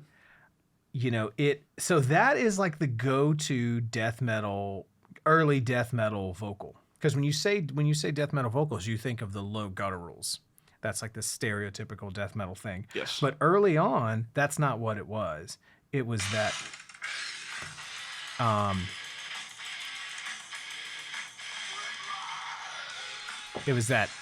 that Tampa snarl as I call it, like real throaty, you know, because that's how Chuck from Death sang, and that's how John Tardy from Obituary and so many other guys, like that was like the standard. And I don't hear that vocal style again. Like it's not on this list, and it's not even on the next one. I don't hear that style of vocal until I start to go back and do my homework, really, which is interesting. So So yeah. Cool. Well, that's. I'm glad that one flagged as something to you. Yeah. So, I mean, I guess, I will say that I am just not a fan of this type of music generally. Mm-hmm. As a very, as broad as I can possibly be. I like some of these bands already on this list. But very generally, there is something about some of these types of bands, not all of them, because some of the stuff was pleasantly surprising. Some of it was just like, I can't do this. I can't deal with this. Something about a blast beat and guttural, imperceptible vocals is annoying to me on like some level.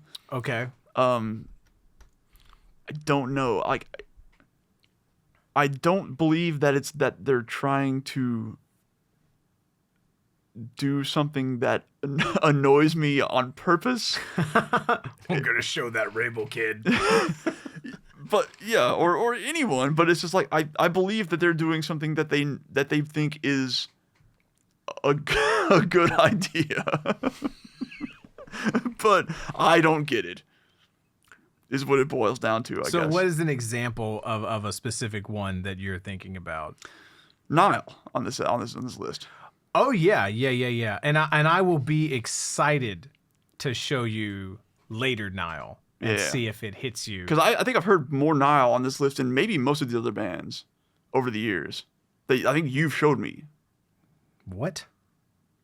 You've let me hear more Nile over the years. Okay. Than most of these other bands. Oh, okay.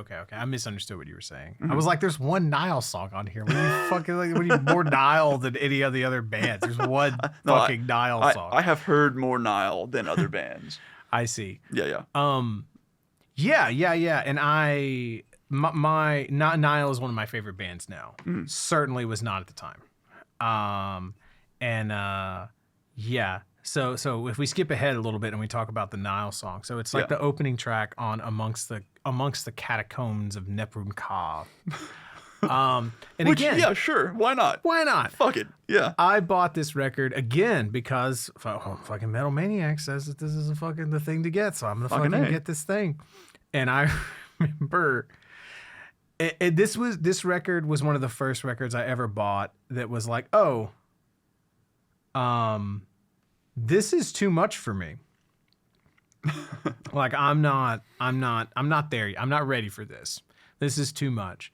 And I also remember showing this I have a very specific memory of showing this record to Jeremy and Brennan.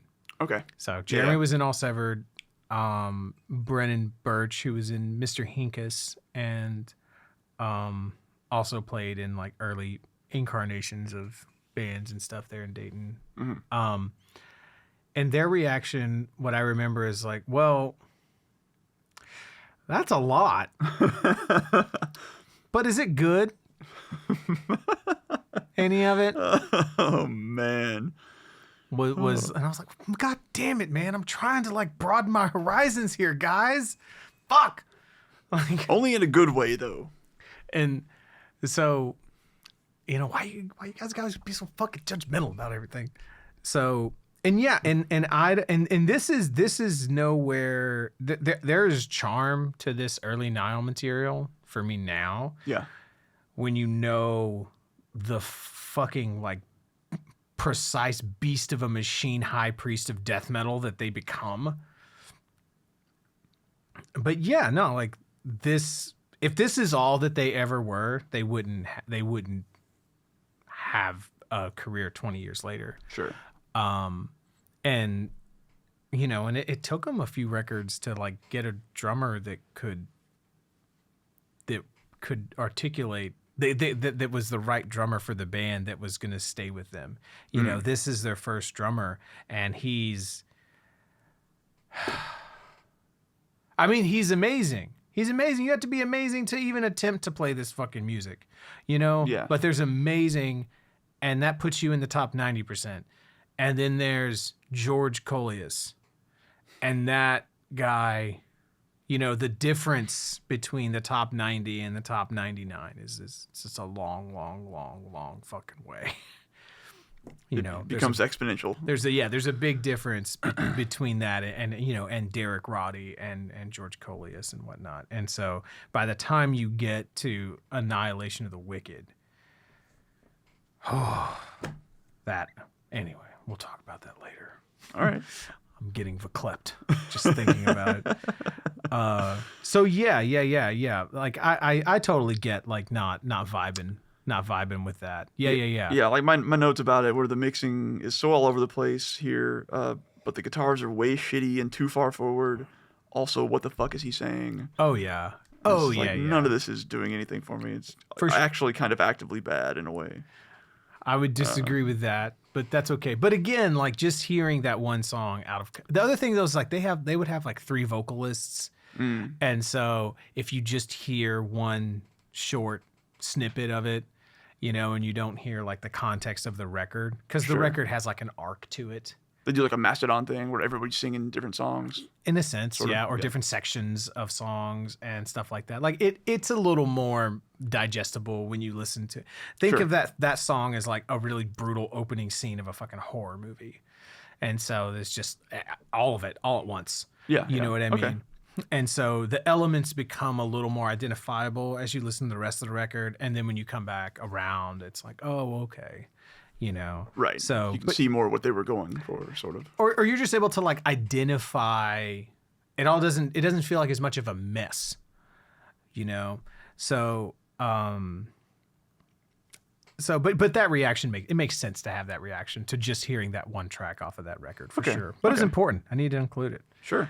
So we back up a little bit. How'd that Arch Enemy track hit you? I said it's like a Metallica song mated with a Megadeth song. Really? Yep. Because I heard Metallica grooves and then some Megadeth riffs in there. I would have never, ever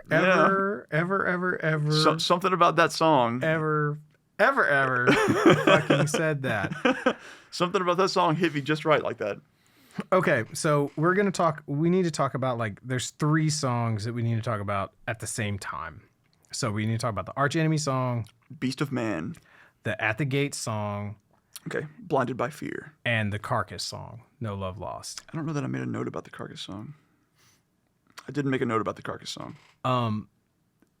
So all 3 of those songs are in the subgenre of being melodic death metal. Okay. So, which was this whole thing that sort of broke off, and you know, mostly. So in it, that Carcass record.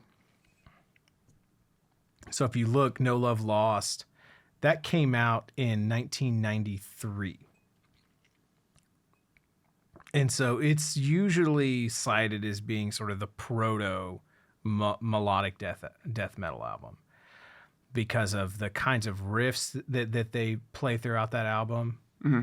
You gonna hit it or you want me to hit it? Yeah. Just to kind of refresh your memory. Oh, what happened? I was gonna go forward. Oh, there we go. But like all riffs you can sing, you know? Right. Okay, yes. You know, all sorts of melodic shit all over that, right? And so the reason we need to talk about Carcass and Arch Enemy at the same time is because the guitarist in Carcass left Carcass to form Arch Enemy. Oh, okay. And so there's a direct sort of connection in the lineage there. And so but this Arch Enemy song is to me just pure fucking it's a great example of just pure fucking melodic death metal. You know, there's no fucking melodic singing, and that's kind of one of the staples of melodic death metal is you don't have, you know, like it's death metal vocals, but all the melody is but then it's sort of like almost sometimes Iron Maiden-esque guitars. Yeah. With absolutely. With death metal drumming underneath. Okay. is sort of like the mellow death formula, Okay. if you will. If I was to greatly reduce it, okay. Yeah. Very, very general. And so yeah, I heard this Arch Enemy track was on the ID4, Century Media sampler, and this I think might be the first time I heard a blast beat and knew what it was. Okay. Because this song, if I'm ever teaching a drum student and they're like, I really want to know how to play metal, this is the song. Because it has all the feels in it. Like you have the halftime double bass. You have that. You have the thrash beat. And then you have like the kind of the pushes for the chorus. And it's like just to have all that, and you have blast beats in there too. It's all in there. To have like those four elements put together really well is pretty. I don't know of another single fucking song that does it as well as this song does. Cool. I mean, for what it's worth, I like this song. It's great. It was good. Yeah. I feel so. I made a mail order to order a whole gang of fucking Century Media CDs, and this was the one that did not come. Oh man. I feel like my life would be different if Stigmata would have arrived in the mail, but it just didn't come. They took my money. They didn't send me something different. They were just like, we don't have that one, bro. Sorry. Wow. 10 weeks later, I mean, mail order back then. Fucking. What do you expect? Yeah, like I tore a page out of a magazine, wrote down in the blanks what I wanted, did my own fucking math, went to the bank, got a money order for the amount after I calculated the tax myself, put that shit in the envelope and just sent it off, and it will fulfill your order in 8 to 12 weeks. Oof, wow. It's a different fucking time. Seriously. Where, like now it's like, oh, it's going to take more than 2 days. Will I even want it by then? I mean, I got this automatic shipping confirmation in my email seconds after I ordered it.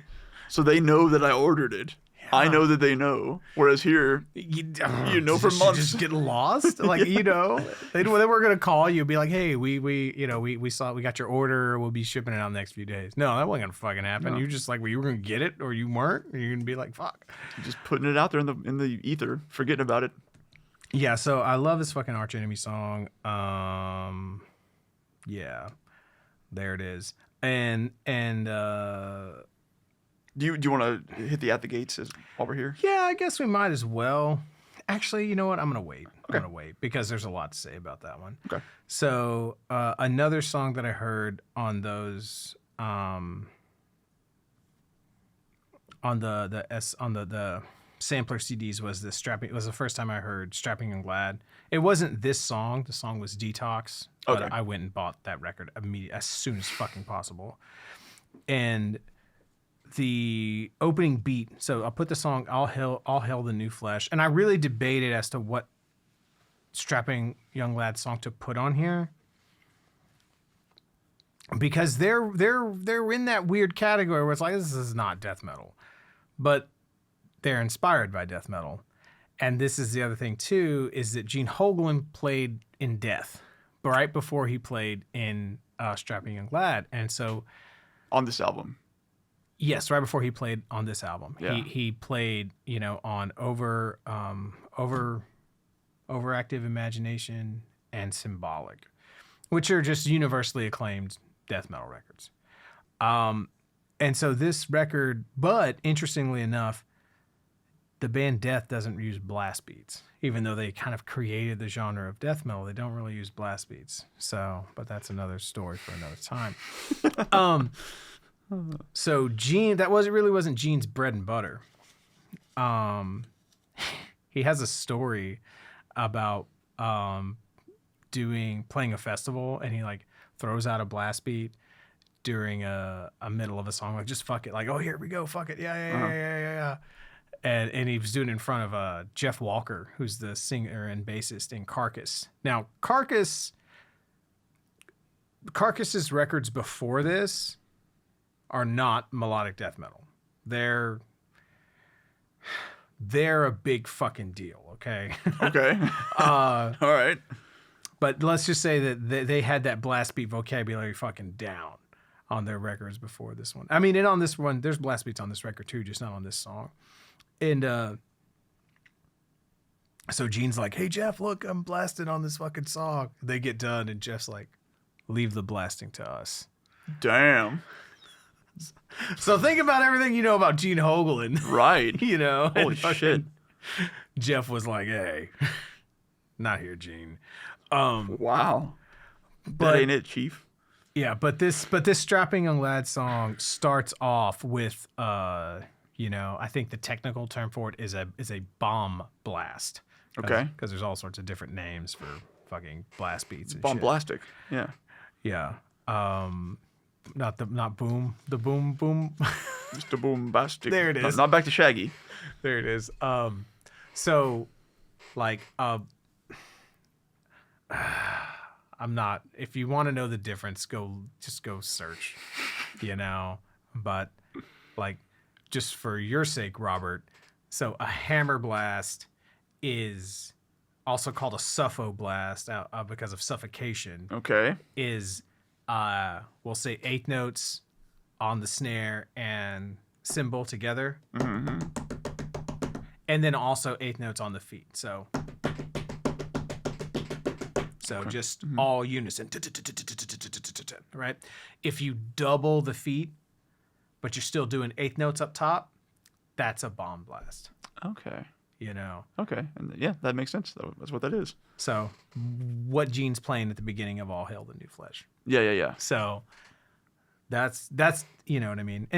But that shows up in Morbid Angels, in those Morbid Angel tracks, So it's like that's not the first time I'd heard that beat, but that made an impact. Okay, Sure. SYL made a huge fucking impact, and I would just buy records if Gene fucking played on it after that, Nice. So,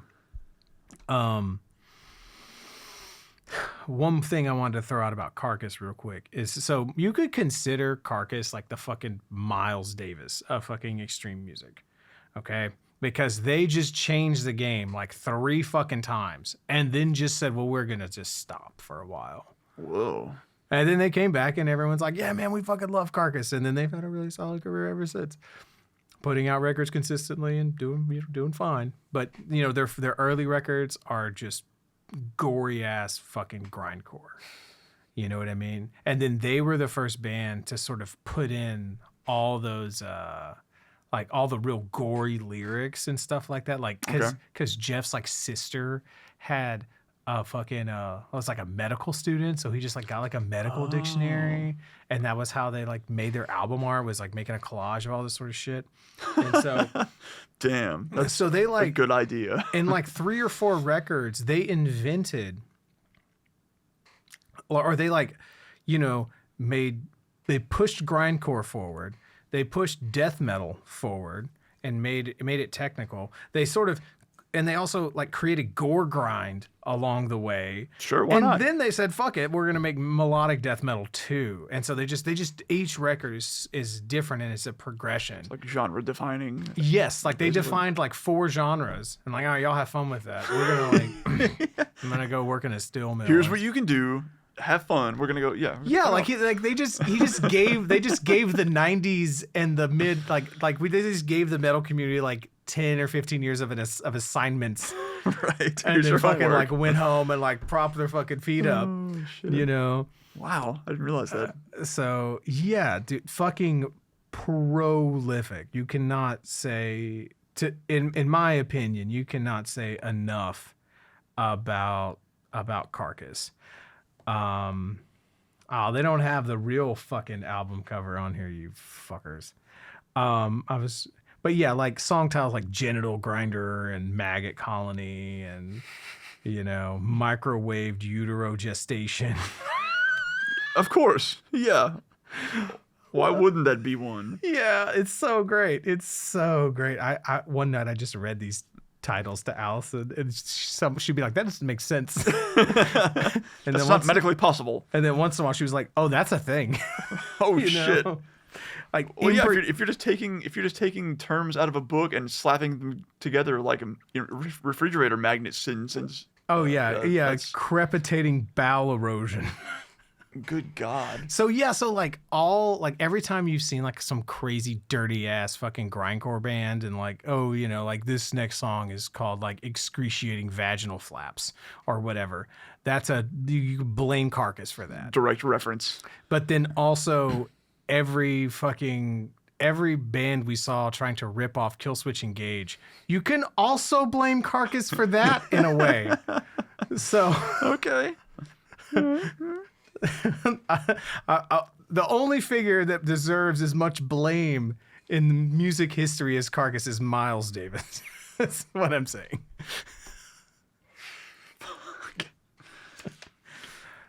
You heard it here. So yeah. How'd that Grave song hit you?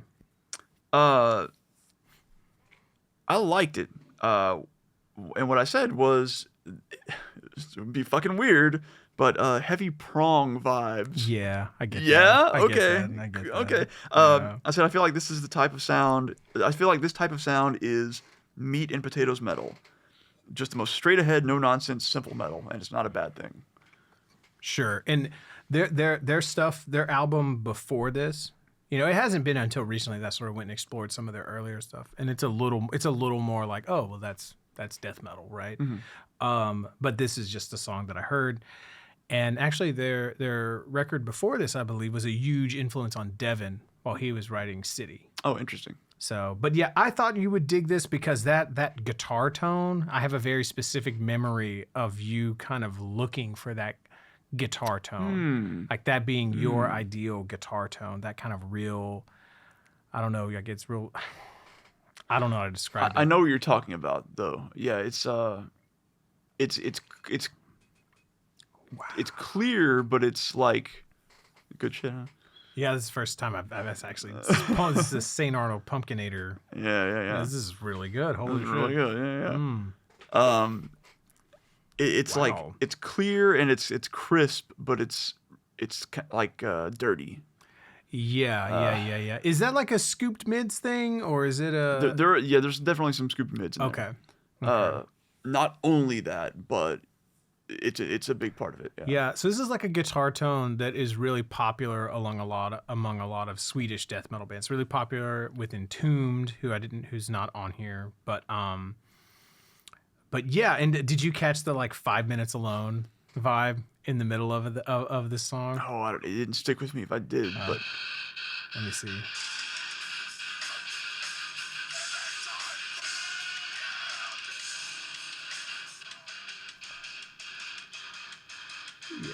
oh yeah, totally, 3000%. Yeah. Yeah, it's man, like I am surprised because like this, I heard it then and I was like, this is cool, but it didn't really grab me. That shit holds up to me. That's you know, I'm like, that's fucking good. Pretty fucking rad. So Yeah, I'm into it. all right, what did you think about the At the Gates song, the Blinded by Fear? So At the Gates, like I know At the Gates to some extent. Okay. I've listened to him over the years. Okay. And so like you've listened to Slaughter the Soul. yeah, that record. Yeah. And liked him. And my only note here is like it's one of the better tracks I've heard so far. Like it's really fucking good. Goddamn undeniable. That's what it fucking is, Robert. Fair. Watch your fucking tone, sir. Dare you? I'll put you at the gates. Yeah, so this Yeah, I feel like I just know that At the Gates is awesome. So yeah, and this record, you know, like you listen to this is a very unique record, and you listen to this song. this wasn't their first record. It wasn't their first one, no. Okay. And they have like an interesting sort of like they put this record on, basically no one fucking cared. And then they're like, well, fuck, man, I guess we got to go get day jobs and shit, you know?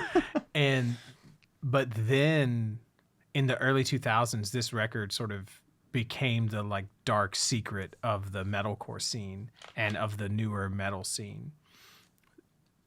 You know, and so which was personally a double-edged sword for me, because when I would hear these bands, or like the guys in Trepanation, another band that I was in, would show me things, I would be like, dude, I already know At the Fucking Gates. Get this bullshit out of here. I don't need to hear At the Gates with people who have spacers in their ears. I don't fucking care.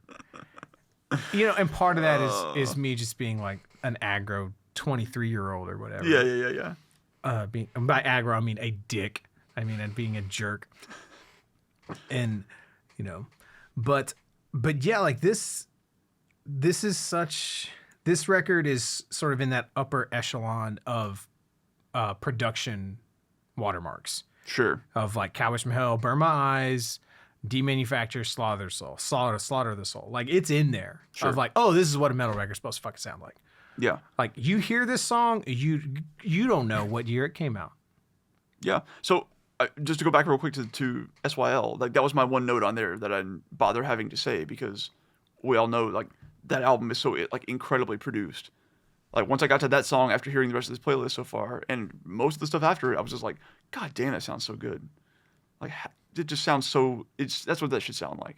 Well, but then also, but City is like its own thing. It is, but it's so good at what it does, regardless of intentionality behind it. Like, God damn, it sounds good. Well, but you like it, and you already know it. That's what I'm saying. That's why I didn't bother even saying anything. Yeah, but you already know it. Since you say that, I'm going to bring it back to that. Well, another thing too, though, is like that's like firmly in the industrial side of things, and so it was like Sure. it was, you know, like Devin's like resampling Gene's kick drums and replacing shit and all sorts of stuff like that. Like there's parts that Gene wasn't able to play on the day, and Devin's like, I know you can play that. I'm just gonna punch it in, you know.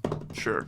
And stuff like that. So the way that Devin produced a record wasn't going to be limited to the way that like Morbid Angel put a record together. You know? Yeah, sure. In some sense, like that's not a fair comparison. I get that. Right. But it's just like, yeah, I got it. So, but yeah, and then another thing that's really, you know, about At the Gates. So this song, it really just blew me away the first time I heard it, and I got it on this was on Earache, and there was an Earache My Eye, like video that it was on. So it was this and the Carcass track were also on it as well, and also Sleep. So wow, as hip as Sleep is now, right? Like, yeah, sure. I was exposed to that shit in fucking 1998. What I'm telling you is I've been bored by Sleep for 20 some odd years. Okay. No, I actually I thought you were gonna say you've been woke for 20 some odd years by Sleep. Yeah. Oh man, dude, you need to write my jokes. Okay. Well, we'll rehearse this a bit more next time. Yeah, we'll get to that next time. Next time this comes up. Nah, man, I have nothing bad to say about the band. Their fan base is irritating, but Sure. I really love the band. Sleep. But so like what's interesting about the song is it's a hair faster than most thrash metal. I don't know if you picked up on that or not. I guess not. No. So a lot of thrash metal is like faster, like the faster end of thrash metal is in the like 210 to 220 range. That's where like Angel of Death is. That's where or even like Machine Head, the I Am Hell. That's like in the like 210-ish range. Angel of Death's in like 220-ish. This is like closer to 230. And so that gives it, and it's so fucking clean. And so it gives it a totally different thing going on for me. And also something I wanted to point out was a little bit of a connection here is that Fredrik Nordstrom is who produced this. And so if you don't know that name and you're a metal fan, you need to pause this shit and go just look up that dude's production discography. Okay. Because he did like 3 of the fucking records that are on this list, I think. But yeah. He did the Arch Enemy track Above. Okay, so he produced Stigmata for Arch Enemy. Okay, and then he also produced the Opeth record that is at the end of this playlist. Yeah, okay. So, and then a whole bunch of Opeth and a whole bunch of Dimmu Borgir and a whole bunch of other fucking shit. So that he's like the dude. He's one of the absolutely, you could consider him one of the architects of what the modern metal sound is. So, and At the Gates was sort of whenever he announced his arrival, I guess you could say.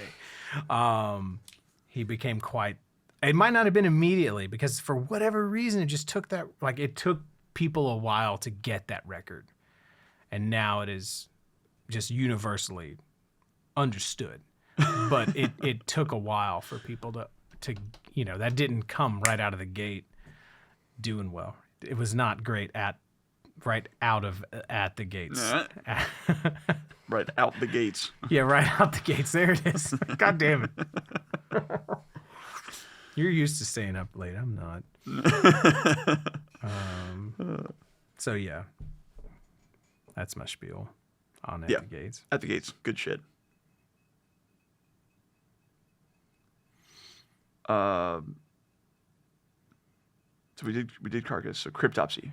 Yeah. I bet you loved this. So my notes start out with these fucking vocals. I can't. LOL.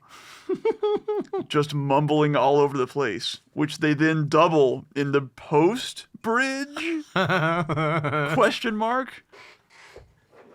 This is one of the ones where I'm just like, all right, I don't know what I'm supposed to do with this anymore. I anticipated that. Okay. And this is one of the ones that, like, honestly, like, going back and listening to it, this is one of the ones that almost got left off when I was going to try to just make one or two. Mm-hmm. But it's fucking important because I got this record early on, and I would eventually become quite the fan of this subgenre of brutal technical death metal. And this is arguably my first exposure to it, one of my first exposures to it. And it's, it's understood to be what's difficult about these early brutal tech death records, like that first Nile record and this record, is they're very, very raw. And like they're not like they're speeding up and they're slowing down all the fucking time. Like they're not done to a click track. And that if you're familiar with the vocabulary of the genre, that adds some charm and to it. But if you're not, it just sounds bad. It just sounds like a sloppy fucking mess. Did you catch like the almost Mudvayne intro in the middle of it? Oh, maybe. No, maybe not. Let me see if I can find it. Also, the song is called Slit Your Guts, which is... It's a ballad.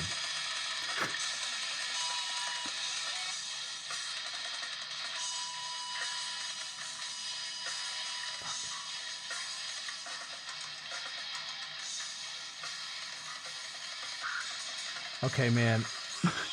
God damn it.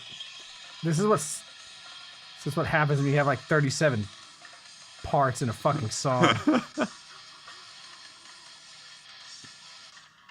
There it is. Okay.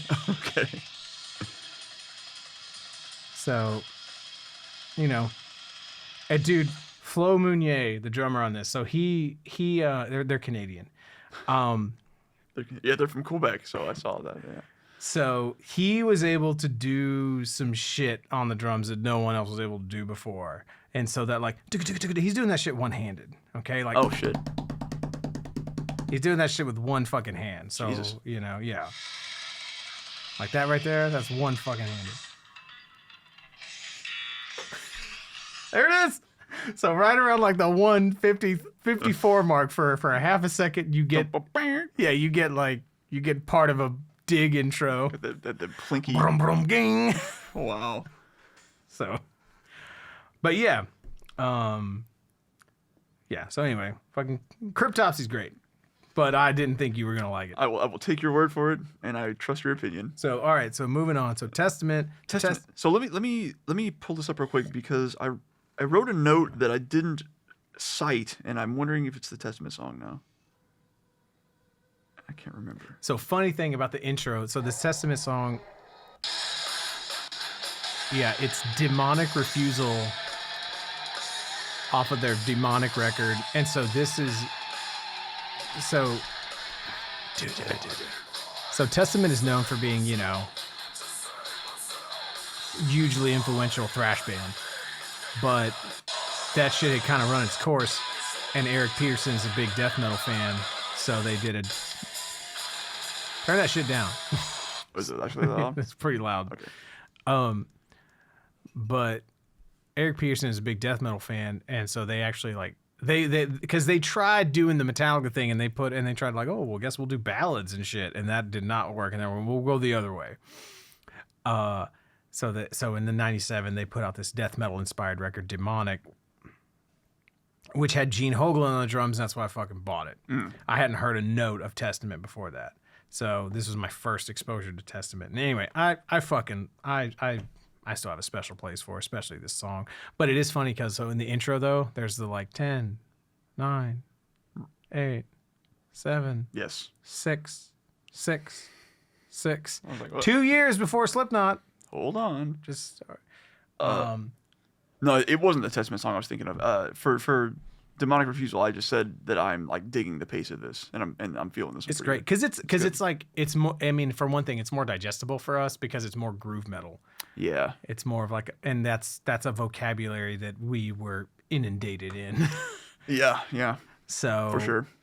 And that's sort of why I wanted to include the things like Cryptopsy and Nile, because they were so far outside of that, and they were so challenging at the time.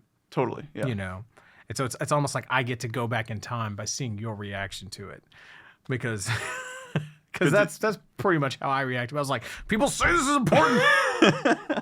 Why can't I feel it? I will keep listening. And so then, you know, so carrying on. Cradle of Filth. Cradle of Filth. I said, yep, that's Cradle of Filth. Oh, yeah. Yeah. I picked the shortest song off of this record for you because I had you in mind. And there are no low gutturals on this song, but there are some on this record. And that might be... And so that was... And the thing about this Cradle of Filth record is it is sonically atrocious. But the very triggered nature of the drums made it very easy for me to understand this style of drumming. I could hear the drums so clearly. Now they don't necessarily sound good because it's so triggered and whatnot, but I could hear what Nick Barker was playing. I could actually hear it. And it was one of my first sort of ways to understand this vocabulary of this genre. And that's why this record, the record I'm talking about is Cruelty and the Beast, is so important to me. Because I was already into all sorts of other stuff, but I couldn't tell what the fucking drummer was doing because my ears weren't refined enough. I wasn't familiar, and I wasn't able to see these guys playing this stuff aside from a few random music video clips on VHS's mail ordered, you know. Right. But this record really changed all that for me, and so it's really special to me. And yeah, I know it's not fucking death metal. Don't fucking tell me the Cradle of Filth is a fucking death metal. No one wants to claim those guys. The black metal doesn't want to claim them. Death metal, like they're and because they just sound like Cradle of Filth. That's all they sound like. That's it. Good on them. I mean, hey, if nothing else, they have their own unique sound. They really do. Gothic extreme terror metal, whatever you want to call it, and their whole thing. It's great, cool, man. I got nothing negative to say about them, but you know, I don't know if people really understand what that for a while there, the gold fucking standard in extreme metal drumming was Nick Barker, because he played on this. He's the drummer on the Lockup song Down Below. He played on a lot of Brujeria, and he was also the Dimmu Borgir drummer for their, you know, on their Ascent. So he raised the fucking bar. You can't say enough about one, what a fucking badass of a drummer Nick Barker is, and just sort of how he elevated the fucking game, so to speak. So damn. So yeah. And so because of this, because of seeing, you know, oh, who the fuck is this guy on the drums? You know, because I already had the first Cradle of Filth record for whatever random reason. And I got this, I was like, oh, I like that first one kind of. And the drumming just blew me away. And so then I would buy the Lockup record below, which has Shane Embury from Napalm Death on it, and Jesse Pintado from Terrorizer on it. And so it became a no. So I arrived at Napalm Death and Terrorizer and grindcore via Cradle of Filth. Wow. Because of Nick Barker. Okay. So yeah. I can understand the importance. Yeah. Huge. Totally. Huge. And it's funny, they've since like remastered and like remixed this record, and it sonically sounds a lot fucking better, and I don't want to hear a note of it. Is that because like this is what you know? Yes. Okay. Yeah. No, it's objectively better. Don't get me wrong, Okay. but it doesn't hit that nostalgia. Sure. It doesn't flick my nostalgia bean. That's a good bean to flick. Yeah. So moving along. So let me see what's next on the actual playlist. Because there were, like I said, there were a couple things I didn't make notes for. But yes, Emperor is next. Curse You All Men.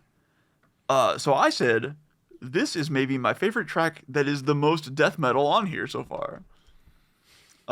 I feel like this is the quintessential song on this list. It has everything. That's the Emperor way. Cool. Yeah. Everything. This was awesome. Yeah. Oh, dude, I'm so fucking glad. Yes! I've been waiting like 30 goddamn years for you to like an Emperor song. Yeah, I'm sure there's been others that I don't remember. Lost to the sands of time.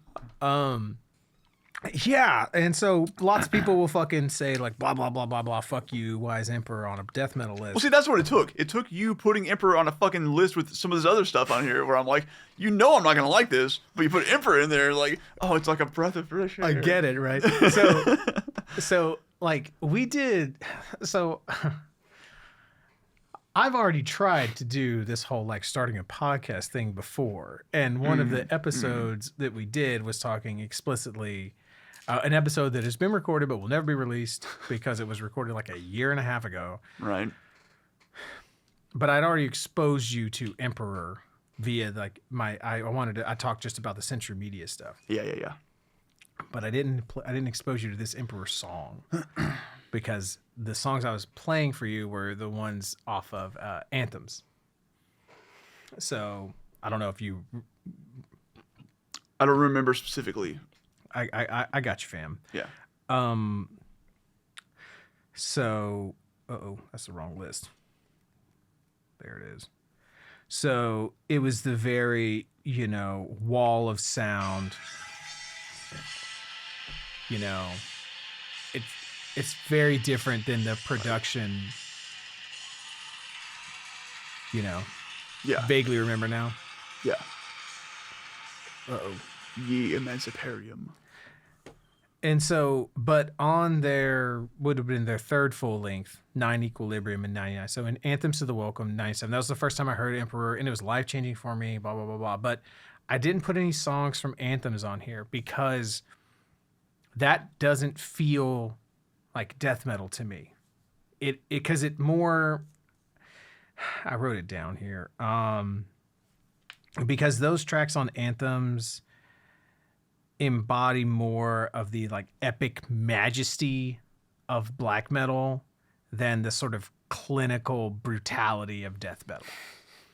Okay, yeah. But on 9 Equilibrium, the other guys in the band, besides Isan, the main songwriter and singer, they were getting in, Samata and Trim. I don't know how. Trim Torson, the drummer. He's like one of my favorite fucking drummers, man. Trim Torso. Yeah, and I always forget if the Y or the R comes first, but I think it might be Tyrm. Tyrm, I think is how you spell his first name. Tyrm. Tyrm. Anyway, they were getting into death metal, and that was what eventually was, I think, caused the schism with Emperor when they split up, and then those guys went and did a band called Zyklon, which was more death metal-ish. Anyway, this song, Curse You All Men, the album 9 Equilibrium, it has a lot more death metal elements and a lot more of the kind of like it's a lot more precise. Like the production is a lot different. It's like, no man, you're gonna hear all this notes. Like it's less about the wall of sound, you know. But then the riffs and everything on top of it, like the melodies and stuff and all the layers, like that's pure fucking Isan, that kind of symphonic black metal. Art black metal thing that Emperor does, that really only Emperor does to the level that they do. No one else makes music that fucking dense, that is that fucking good. Yeah, I like this unequivocally. Yeah, I'm cool. I am so glad. But yeah, if I was gonna riff on that dude for a second, on the drummer, he's absolutely underrated because he takes, and we'll talk about this other drummer named Sean Reinert, who sort of elevated the technicality of death metal drumming. We'll talk about him later when we talk about the Death Human record. But is it the record Human by Death? Yes. Okay. The band Death made a record called Human. Okay. So a band called Death Human that put out one record. Could be. I don't know. Yeah, why not, Yeah, right? Sure. And so, but what Torsen does better than probably anyone, especially at the time, was combine sort of the brutality of black metal, like the kind of rawness, because a lot of black metal at the time is just very straight ahead. You know, like it's just fast and it's like it's raw, it's powerful, it's all those things. Like there's not a lot of syncopation. Okay. I'm not going to say that it's not technical, because to be able to play that music requires technique, you know? Sure. But the phrasing is very kind of square. I gotcha. And he takes that, he mixes all the chops of Morbid Angel, of Pete Sandoval from Morbid Angel, but then he puts in all this flair and all these accents that and all the syncopation from like Sean Reinert is where you could almost trace that to, because all these Norwegian black metal guys were still listening to death metal. They were still sort of taking that vocabulary and adapting it.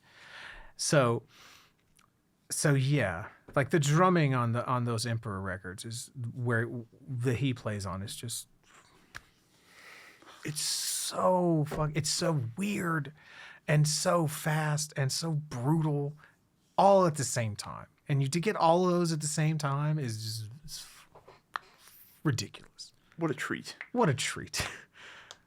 All right. So I'm glad you like that song. That makes me very happy. Cool.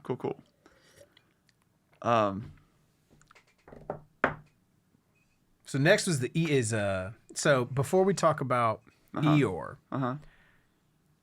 let's skip down a little bit. Okay. And talk about the Terrorizer song. Oh, you don't skip the Terror? Okay. So I will say, okay. Yeah, let's do that.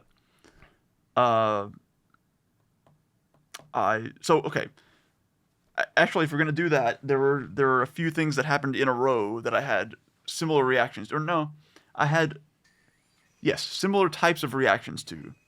Different reactions, but same types of reactions. Okay. Where for like 4 or 5 songs in a row, I said, "Oh shit, it's this." And this is the first one where I said, "Oh shit, it's thrash."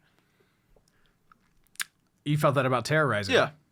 Okay. But it was cool. I liked it. Yeah. This is not thrash metal. Sure felt like it. Yeah. Right. Yeah. So this is a very interesting point of contention, right? Because what makes it not thrash metal is it has blast beats. Okay. And that also the kind of the riffing, right? The riffing is much more of that kind of D-beat punk rock kind of thing. Maybe that's where the thrash came from. The thrash feel came from. For me. Absolutely, because it is a thrash. It is the Yeah. Right. Yeah. But what the guitar is doing is very different than what you would have in like a Slayer song. Sure. Or a Metallica song or a Megadeth song. Yeah. It's much more like sort of just power chordy gun gun gun gun gun gun gun gun gun gun gun gun gun gun gun gun. It's much more that kind of thing. And so this Terrorizer record is understood. So this was released in 1989. Okay. Yeah. And it was written before then, but they just didn't get around to releasing it to them for whatever reason. The guy on the drums here is Pete Sandoval, who would then join Morbid Angel. Okay. This is understood to be like the first blast beats that have tempo. Okay. Okay. I know what you mean by that. Yeah. So he was like, oh, well, these are 16th notes, 1 E and a 2 E and a 3 E and a 4 E and 1 E and a 2, Right. It isn't just like an unleashed, like, do what you can with this. Right. It isn't just make an art noise now. Yeah. Right. Which the early Napalm Death is kind of like that. And so yeah, but the reason I wanted to mention this one is that if you listen to this Terrorizer song, it's very clear to me that eeyore is and if you listen to this Terrorizer song, you're like, oh, that's what grindcore is. Because this Terrorizer album, World Downfall, is understood to be like the grindcore record, right? Or like the technical grindcore record. Like things that live in like right in between death metal and grindcore. Terrorizer World Downfall is the penultimate record for that. Okay.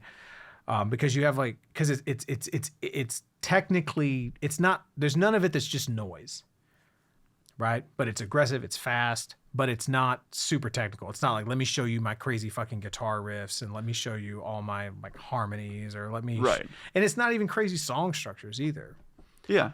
So that's what makes it more grindcore, I guess. But if you have that as a reference, then it's very clear. It is, to me, it is inarguable that Eeyore by Slipknot is a fucking grindcore song. I can see that in that light. I listened to them in different order. I know Eeyore, like, yeah. Yeah. So, but yeah, thinking about it like that, I can see that. That's interesting. And so, now Eeyore was a bonus track. Yeah. On the self-titled album. It was like after a lot of silence and shit too. Yeah, right? like because that's a thing they did in the 90s. Is a hidden bonus track. Right. And then I think there was like audio footage of them like watching like gross porno and throwing up or some shit like that. And then they had Eeyore at the end of it. I actually have like some weird memory of CJ Menard, coming up to me and saying, I don't remember what he said, but he mentioned something to the effect of like, yeah, I thought Slipknot was for like a bunch of posers, but then I heard that grind song that they did. Nice. he was really conflicted about it. Like he wanted to hate on them more, but he was like, that's a fucking, oh no. They've scrambled my brain because if someone's playing grindcore, they can't be a poser. Ah. Teens. Yeah. So, and I wanted to put that Slipknot track on here because, man, there's a big connection. Like Slipknot was definitely influenced by grindcore and definitely influenced by death metal. And fuck you if you want to object to Slipknot being on a fucking death metal list. Whatever. So, and again, this is like a personal list, and so being exposed to a song like Eeyore, even though it was a bonus track, even though whatever, it was like, okay, well, da-da-da-da-da. And so that had to sort of set a stage for a few years later when I would hear Terrorizer and I'd be like, oh yeah, I'm down with this, Yeah.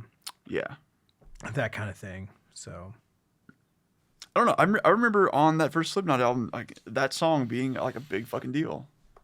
I remember that being like a big part of that album for me. Interesting. Like, because that was an album where like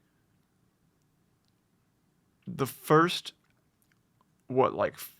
6, 7, 8 songs on that album. So I also had the version of the album that had the songs that they took off. What the fuck was it? Purity. I had the earlier version of that or whatever. I think. Yeah, so that was the first version. That was the first pressing that had Frail Limb Nursery as like an intro track, and then Purity. That is what I'm thinking And of. then that got pulled because of some lawsuit bullshit or something like that. And they put that song Me Inside there in place of it, which I also fucking love. That song is fucking incredible. And then, so yeah, I have bought that record 4 times. So I bought it the first time, and then I bought it to get Me Inside. And then I got it a third time to get this. Mm-hmm. And then I got it a 4th time for like the 10-year where they had the DVD with the documentary and shit on it or whatever. Okay, right, yeah. Something like that. But that album does almost have a first half and a second half. That's where I was going with this. Yeah. Was like I remember really, really being so fucking into the first like 8 or 9 songs on that album. Well, because you have wait, was it? It's Sick, Eyeless, Wait and Bleed, Surfacing, Spit It Out, Tattered and Torn, Prosthetics, Purity, Me Inside, or whatever. And then it's No Life, and then you have like that real charming like third movement of the record. Right. You know. And so I remember vividly like that album being a case of like, I'm going to put the album on and just listen to the whole thing. I'm going to get bored at a certain point to a certain extent. No, kind of live. Like you're like around in there, fine. Yeah, but then it's going to eventually get to that last song again, and I'm going to be like, oh, yeah, okay, this made it up for it. Oh, man, how fucking interesting. Because I love everything on that record, all for different reasons. Yeah, I did not like it necessarily. It was just, if I'm going to put on that Slipknot album and hear the first part of that album, the second part of that album doesn't live up to it for me. To me, it's just different. Okay. To me, it's just different. Because I love Liberate and No Life and Deluded and Only One. I love those fucking songs. I remember all those songs for sure. I love those songs just as much as I love the other ones. But I love them for different reasons. Yeah. And so so yeah, like and again, I made like a supplemental playlist that's songs not included on here because they don't really fit, but they're the honorable mentions, and there's we'll talk about those in a minute. But you've heard them all. You don't need to listen to them. But yeah, that kind of tickles me to know that you were always kind of a geek for Eeyore. Yeah, that kind of came back around to the end of the album and just like brought everything right back up, and it was like, fuck yeah. Yeah, man. That is an interesting flow when you think about it in that context. So, all right. So then after the Eeyore track was a track by Lockup, which is, like I said, Nick Barker from Cradle at the time, which was his biggest profile, Shane Embury from Napalm Death, living legend, and Jesse Pintado from Terrorizer, also legend. And they were just like, I read like some blurb that like Shane and Nick were just hanging out. They're both from England, like hanging out, shooting the shit and talking about their favorite grindcore records. It's like, oh, we should make a fucking grindcore record. And they like made this record in a day. Fuck. Like wrote and recorded in a fucking day. Just a fucking frenzy. Okay. Hit play on that fucking Lockup song just to reorient yourself. Yeah, that's what I need to do because let me turn it down a little bit too. Pleasure Paved Sewers. Right, the name of it even. Just suck on that.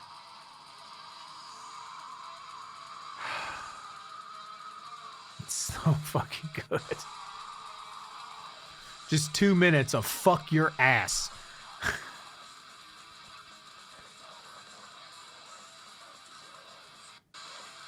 So...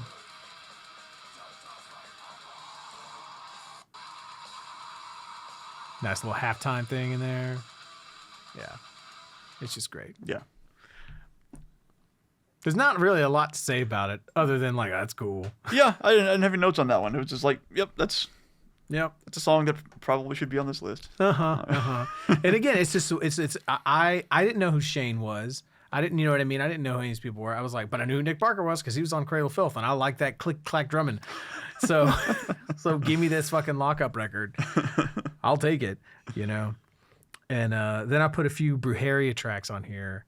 And again, these tracks on here are like firmly in like the groove metal thing. Yeah. But their imagery, and if you read the translations of the lyrics, like what they're singing about is very much derivative of grindcore and that kind of thing. And even and the second song, Laboratorio Cristalitos, has like some grindy shit in it, you know. Yeah. But yeah, I just bought this record because it's like, oh well, this is Dino's band. Right. I'll buy it, and this, I don't know how did this hit you? Have you ever listened to this record before? I don't know. I don't remember if I've listened to this record. I listened to some Brujeria at some point in my life. Okay. But this sounded like generally what I remembered. Like, yeah. Kind of just like that. Yeah. Dude, what is it? Petitis Te Invoco. God damn, this song is so good. I just kept listening to it. I was like, what? Because at first I was like gonna put like, you know, Bruahismo, you know, Satan Ismo, Bruahismo. You know, I was gonna put that one, and then for whatever reason, man, I heard this one and I was like, oh no, you know, this is the one, man. This is what needs to be on there. Yeah, go look up the translation of the lyrics for this. Okay, I did not. Because it is a thing. I did not do that. So, It is a fucking thing. But the phrasing, man, these hooks are so fucking catchy on here. The vocal phrasing is so good. Anyway. Yeah. But again, you know who else plays in fucking Brujeria? Now, I don't know who plays on which track. Okay, it's a fucking mess. Right? You know who else plays in this fucking band? Jesse Pintado from Terrorizer. Shane Embry from Napalm Death. Nick Barker from fucking Lockup. The goddamn bassist from Faith No More. Wow. The fuck? Like, it's just a fucking mess, you know. And Raymond Herrera from Fear Factory also plays. Damn, I knew it was a lot of different people. I just didn't realize. Wow, holy shit. Right, and they all go by like names like Hongo. Right. And so you don't know who the fuck anyone is. Did they dress like luchadors? Is that what it? Bandanas. I know they would do that. Okay, it was more like it was like gangsters. Or something like yeah. that. Okay. Yeah. Like we'll cut your head off and shit. Yeah, right. That Yeah. kind of stuff. Okay. And then you know, I put another Morbid Angel track on here because I got it. You know, it was important. This is a long, drony ass fucking track, but if you like that Morbid Angel sound, then it's more of that sound. I didn't make any notes because it was like, this is Morbid Angel. Like, okay, this is more of that thing from earlier. and so this kind of like takes us from like 98 to 2000 for me. Mm-hmm. And then I don't really know what happened in between those years or whatever. But at some point I fucking signed up for eMusic. Right. And I just went on a fucking download spree, and I would download records while I would, you know, I was like, okay, well, let me put all this in the queue to download. Was eMusic like torrenting, or was it like mp3.com sort of thing? eMusic was like torrenting, but you would just pay like $10 a month for it. Okay. But so I got exposed to so much stuff through there. Like that was when I got into like Dead Kennedys. That's when I got into Henry Rollins and like Jello Biafra and Noam Chomsky and all sorts of shit. Was through fucking eMusic. Wow.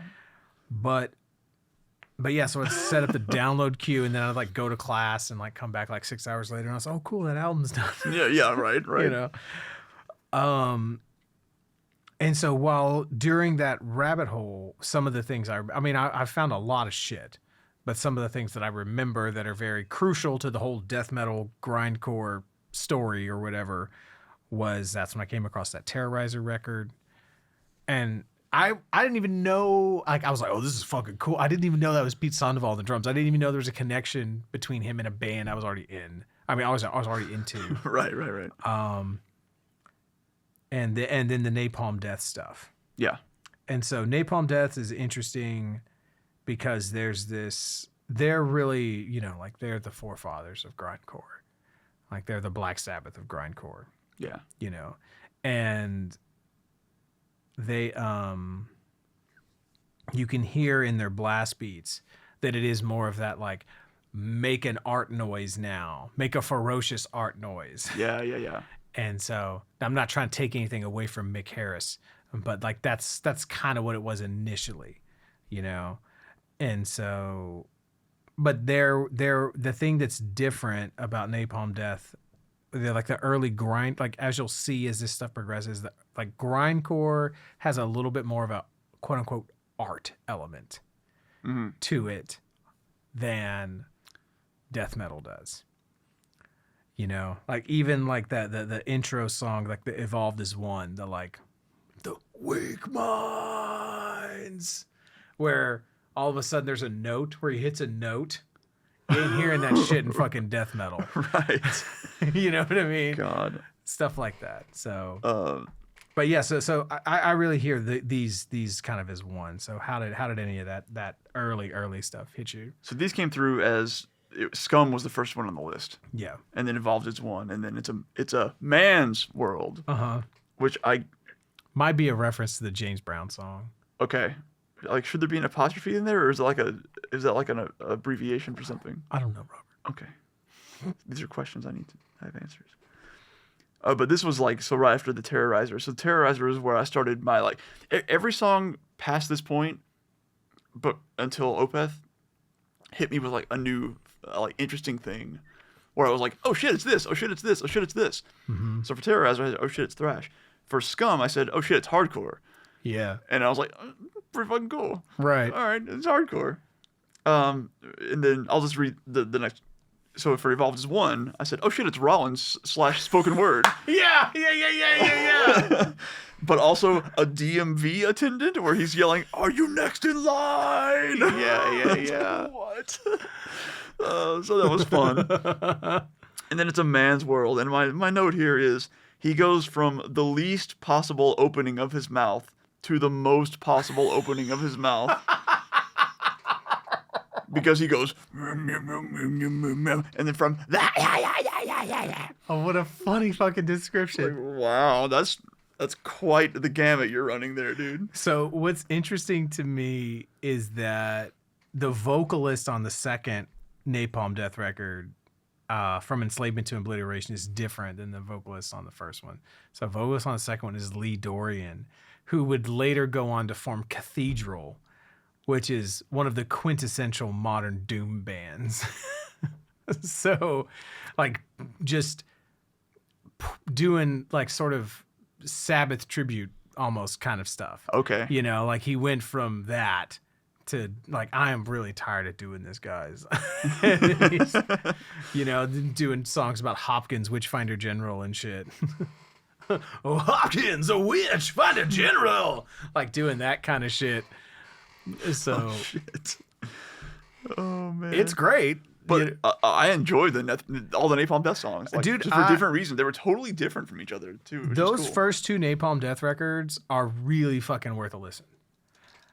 Highest possible recommendation, and you really will hear sort of them really kind of stretching out and sort of like there's long, slow songs. And the thing that is always very admirable about Napalm Death is because they come out of the punk rock scene. So there's like a political aspect to their lyrics and things like that. That's always been very, very in the forefront, very unapologetic, very, you know, and very progressive for 30 fucking years or 30 years. Yeah. So, very outspoken, all that sort of stuff. So nothing but great things to say about those guys.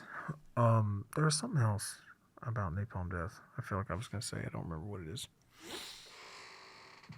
I feel like they're a band that I'd have to go through everything that I would list in a playlist that I would make, but I feel like they're a band that has influenced a shit ton of bands that I really like. They're kind of a weird band because they're almost like they're extremely influential on the front end, but then since they sort of their style sort of changed and they sort of became just kind of like a metal band. Yeah. They almost, because they didn't ever like break up and go away, They almost lost some of their fucking cred. Sure. Yeah, I can see that. Like, if they would have just skipped the 90s, like, if they would have just made it to, like, 91 and been like, fuck you guys, we're fucking done. And then come back in, like, 2003, like, they would be, like, you know what I mean? Yeah. But they're fucking working class dudes from fucking Birmingham. Like, they're like, like, fuck that idiot Jeff Walker. He needs to go back to work. Fuck Carcass. You know, how dare you put down your fucking axe? Like, I don't know. I'm talking shit. I don't know. But they're pretty interesting because I think that because they kept going. It's like a weird contradiction because the thing I'm talking about, like, that's a real fucking thing. Like, because if a band keeps going, like if an extremely influential band keeps going and they're contemporaries with the bands that they influenced, but they're not on to the next hip shit or whatever, they're just going to seem like kind of pale in comparison definitely. to young kids who don't understand. Because that's how Napalm Death hit me when I saw them next to At the Gates, you know, on the same Earache My Eye video. Right. Right? Because there's a Napalm Death video on there, but it's kind of like a generic groove metal song. It's cool. It's good. But it seems like a completely different band than the band that made these two fucking records. Yeah, or even like not even if the band doesn't like evolve necessarily, but like if they aren't just putting out the same level of stuff that makes them feel influential still. Right. Like if you're, because I don't want to say like you're just phoning it in or something like that, not because that's probably not the case, but right. You know, if you're not evoking that level of Right. Well, I mean, I don't know. I really think the closest analog to them, it really kind of is Sabbath, because, you know, Sabbath's first 3 records are incredibly influential. You know, I mean, you know, you talk to me, I'm going to talk about like the whole, you know, up through Sabotage. I'm like, those are fucking all incredible. Right. The first 6. But everyone is going to talk about those first 3. Sure. For sure. But then you get like, man, I could spend a lot of fucking time talking about Sabbath.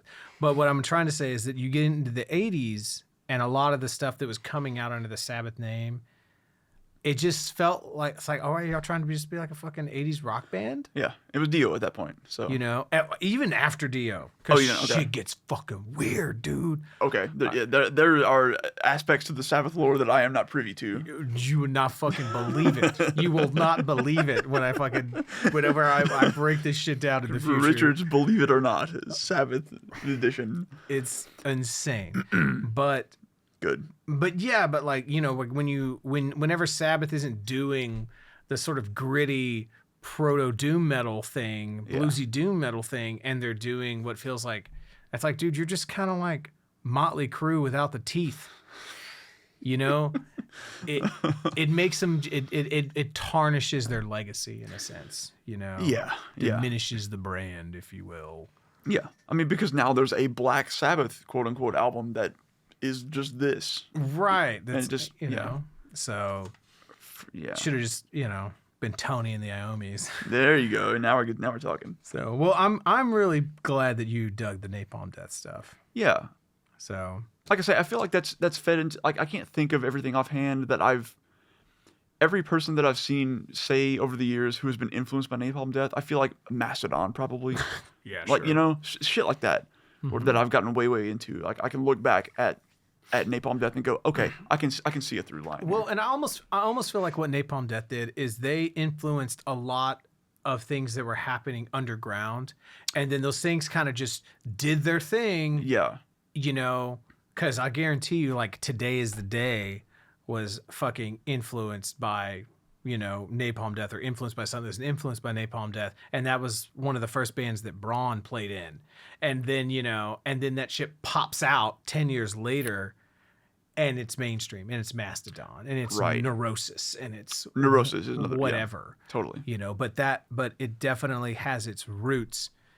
I think you can. I don't think it's a stretch at all to say it has these roots in Napalm Death, sort of saying that you like being extreme can sound this way too, Right. And they would do things like have really short songs. Like there's footage of them playing on a show, and it's like we're gonna play this next song. It's called "You Suffer," and it's like 1, 2, 3, 4. So there's like this performance art aspect of it, Right. that is just very different than what you imagine like early death metal, than what you imagine like that Cannibal Corpse clip, like taking yourself very seriously, like we're the hardest mother, like we're, I come blood and, or whatever, or like, It's like talking about how they would have a note that they sang, or whatever. Like they could be. It's not that they were trying. Well, I guess maybe they were trying to say something at some point, but like they would put out more of a vibe, I guess, in a way.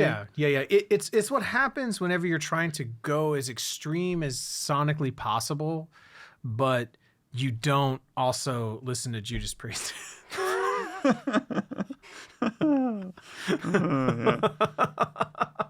Yeah, okay. Yeah. Like that's kind of, because like Slayer is Judas Priest sped up. Yeah. That's it. Like it's like, all right, so like take all those notes in that Judas Priest note and put notes in between all of those. Yeah. and that's Slayer. The fucking Angel of Death scream is his 5-second tribute to Painkiller, and that's it. Painkiller came out after Angel of Death, though. God, did it? Fuck yeah, it did. Dude, Painkiller didn't come out till like 1990. Oh God, you're right. I think 90. Oh, you're probably right. Oh, dude. Fuck me. Okay. Yeah, I'm right. But let's not talk about like that. Like that was the first high note that Halford No, ever hit. no, not at all. That was just the one that was known for being all high notes. Yeah, That's all. That fucking song. I think they like close with that song. No, fucking because how still sings that shit. Dude. That's insane. Halford, insane. Man. Do whatever he fucking wants is what Halford can do. Sure, yeah, totally. And then and then the last one was so another thing that I found in that eMusic tirade was interesting. Was some Opeth. Okay. And so I don't know if this, I don't think this was the Opeth song that I found, or whatever, but it was the shortest one. It's the shortest song off of like their first 6 albums or something. So I was like, it's before Blackwater Park. Right. So and it's a great song. It's an incredible song. It is. And so yeah. So that's the one I decided to throw on here. My only note about this was, oh shit, it's a great riff. Naturally. Opeth is a great fucking band. So this ties back into the Foo Fighters thing from earlier, where it's like, they're just good. I know that they're good. Right. I don't necessarily feel the need to listen to Opeth a lot, but every time I do, I'm like, that's fucking great. It is startling to me that Opeth has been doing Opeth shit as long as they have. Y'all want some of that Opeth shit over there. Because you want to think that, like, when you hear Opeth in their, in what was known as their, I don't want to say their final form, but like their definitive form around like Blackwater Park. Right. Okay. Which that record came out in 2001, but people didn't really get hip to it for like a few years. Yeah. You want to think that like, okay, well they did what all the other bands do, and they like stumbled into that shit, and they, like their first record is just pure fucking death metal. This was the one where they found it. Yeah. I was like, no, they've been doing like all of those elements. They have been combining all of those elements together since the fucking jump. And so what year was this from? This was 98. Yeah, this is everything that is Opeth. Yep. Like it's all there. It's all right there. And even if you listen to like what Morning Rise or Orchid, like their first fucking record, it's all in there too. Yeah. And it's just like, God damn it, guys. Yeah. Jesus fuck. Oh, yeah. It's startling to me. Fucking great. So that kind of concludes the main playlist, and I have to say it was real. I had so much fun making this playlist. Nice. It was so nice to make a playlist from a place of joy. Because I really enjoyed listening to this playlist. I listened to it multiple times this week, and as opposed to the last one that I made, which was that live playlist, which came from a place of trauma. And so making a playlist from a place of joy just really I really enjoyed this. Yeah. And so I also cathartic in a way. It's just I just love all this shit, man. And so but there's a sort of a supplemental and honorable mentions. And so yeah, I like this. I'll let you like scroll through that. Yeah, I got it here. Oh, you got it? Okay, cool. Yeah. And so a few things that I wanted to put on here.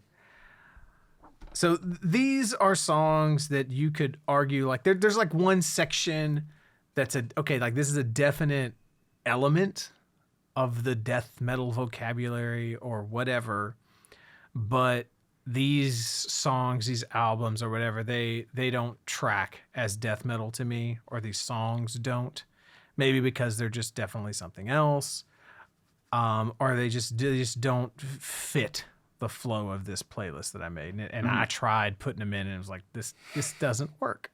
Right. And so so the first one is Angel of Death, because if you take that main riff and you put a blast beat behind it, that's a fucking death metal song. Now the middle of it, no. Different story. Yeah, different story. But that, like, you know, that's like that could totally be a Suffocation riff. It's kind of like the phrasing of it reminds me of a Suffocation song called Funeral Inception. So like the A after the intro, sort of the main blast section in that song is kind of similar to that vibe. Okay. I hadn't really thought about it until 2 days ago, but yeah, and just fast double bass and shit like that, right? Right. But again, like it's just Slayer's its own thing. So it's and they're usually influential on the death metal scene, of course. Right. And what you'll find later, what I'm really interested to throw at you later when we talk about the shit that all the stuff that's coming out in 1991 is a big question for early death metal bands that they were all asking themselves is, how do we not sound like Slayer? I can see how that would come up. It's like, do we do Slayer and blast beats? Is that how we not sound like Slayer? Do we do Slayer but with a different vocal style and just do pretty much Slayer exactly, but just make the vocal sound a little different? And listen, guys, we're gonna do Slayer.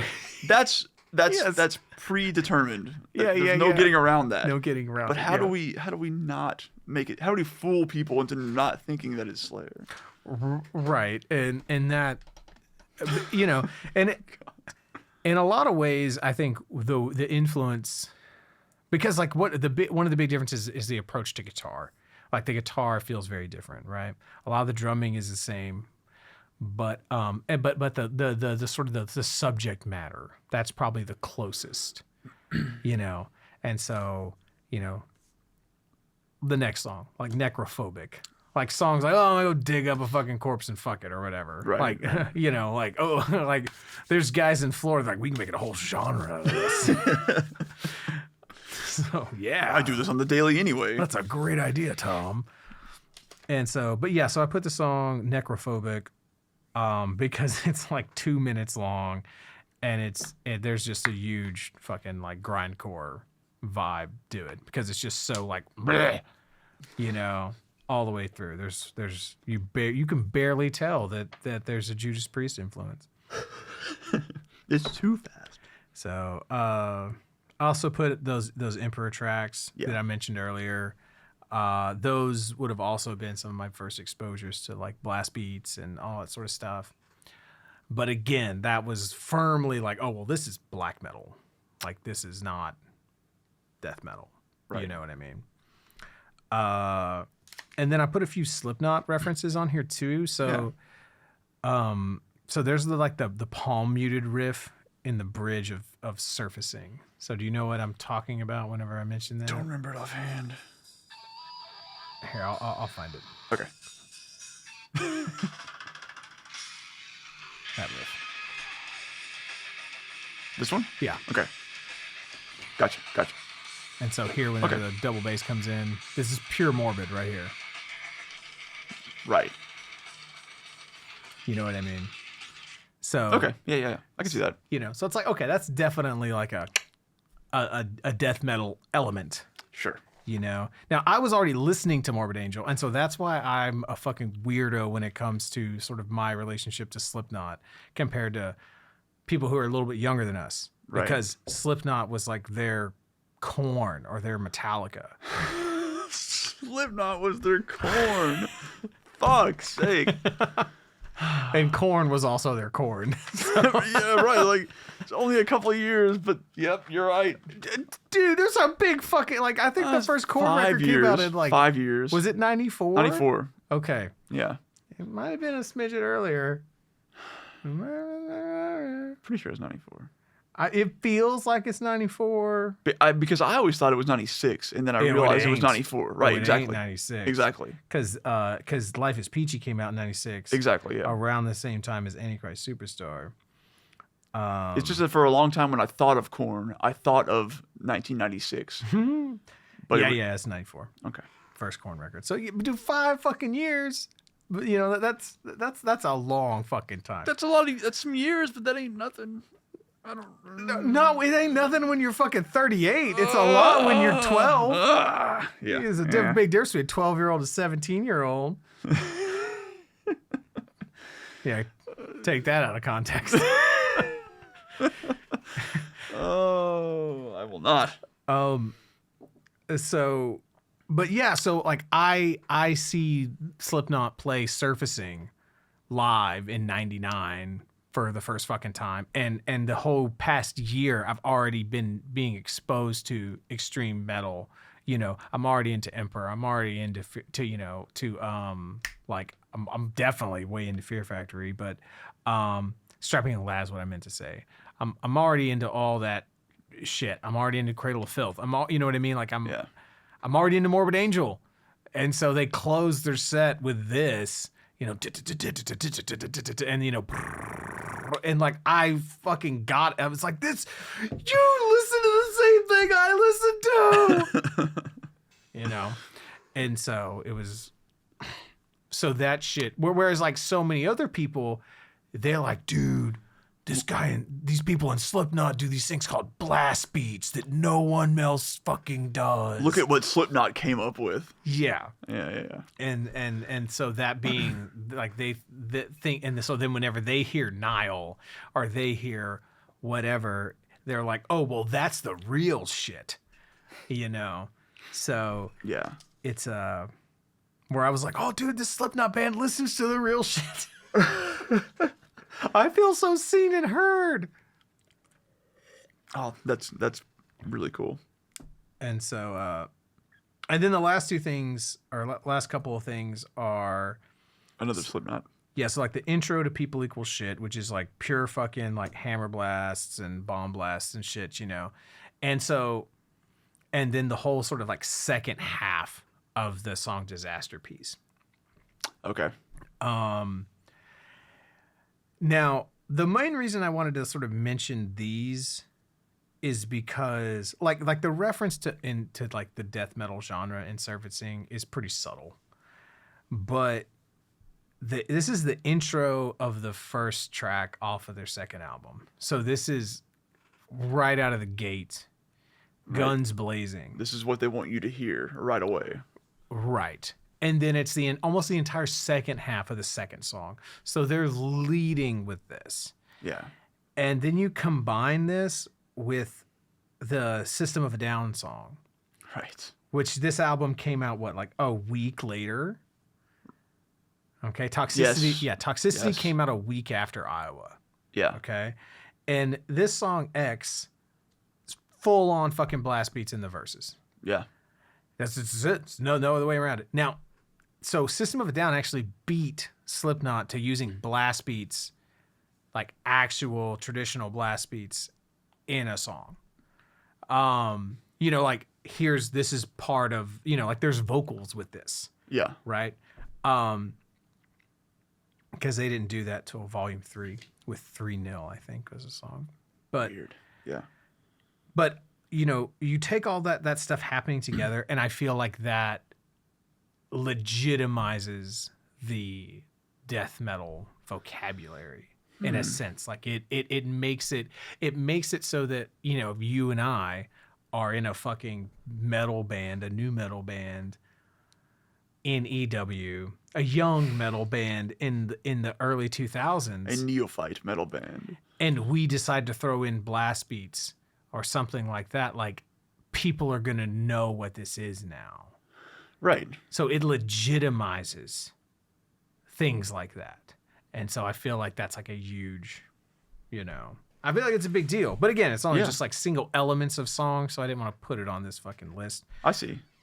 You know, so. Yeah, I see the point though, for sure. Yeah.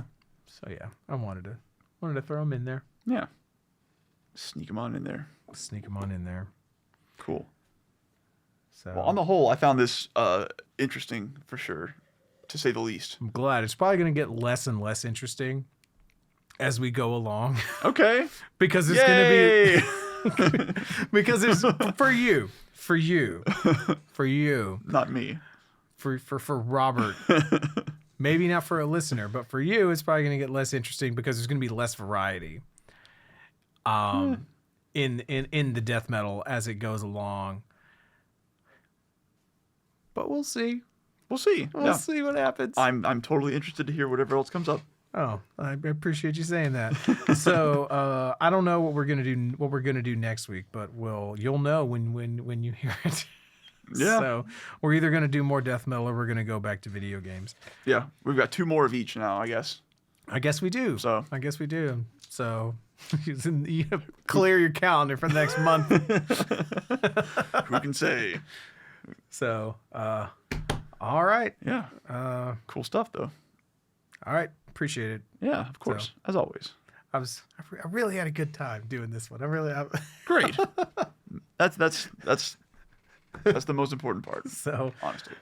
All right. Adios. Peace. So where's the erase everything we've done for the past 3 hours? Oh no!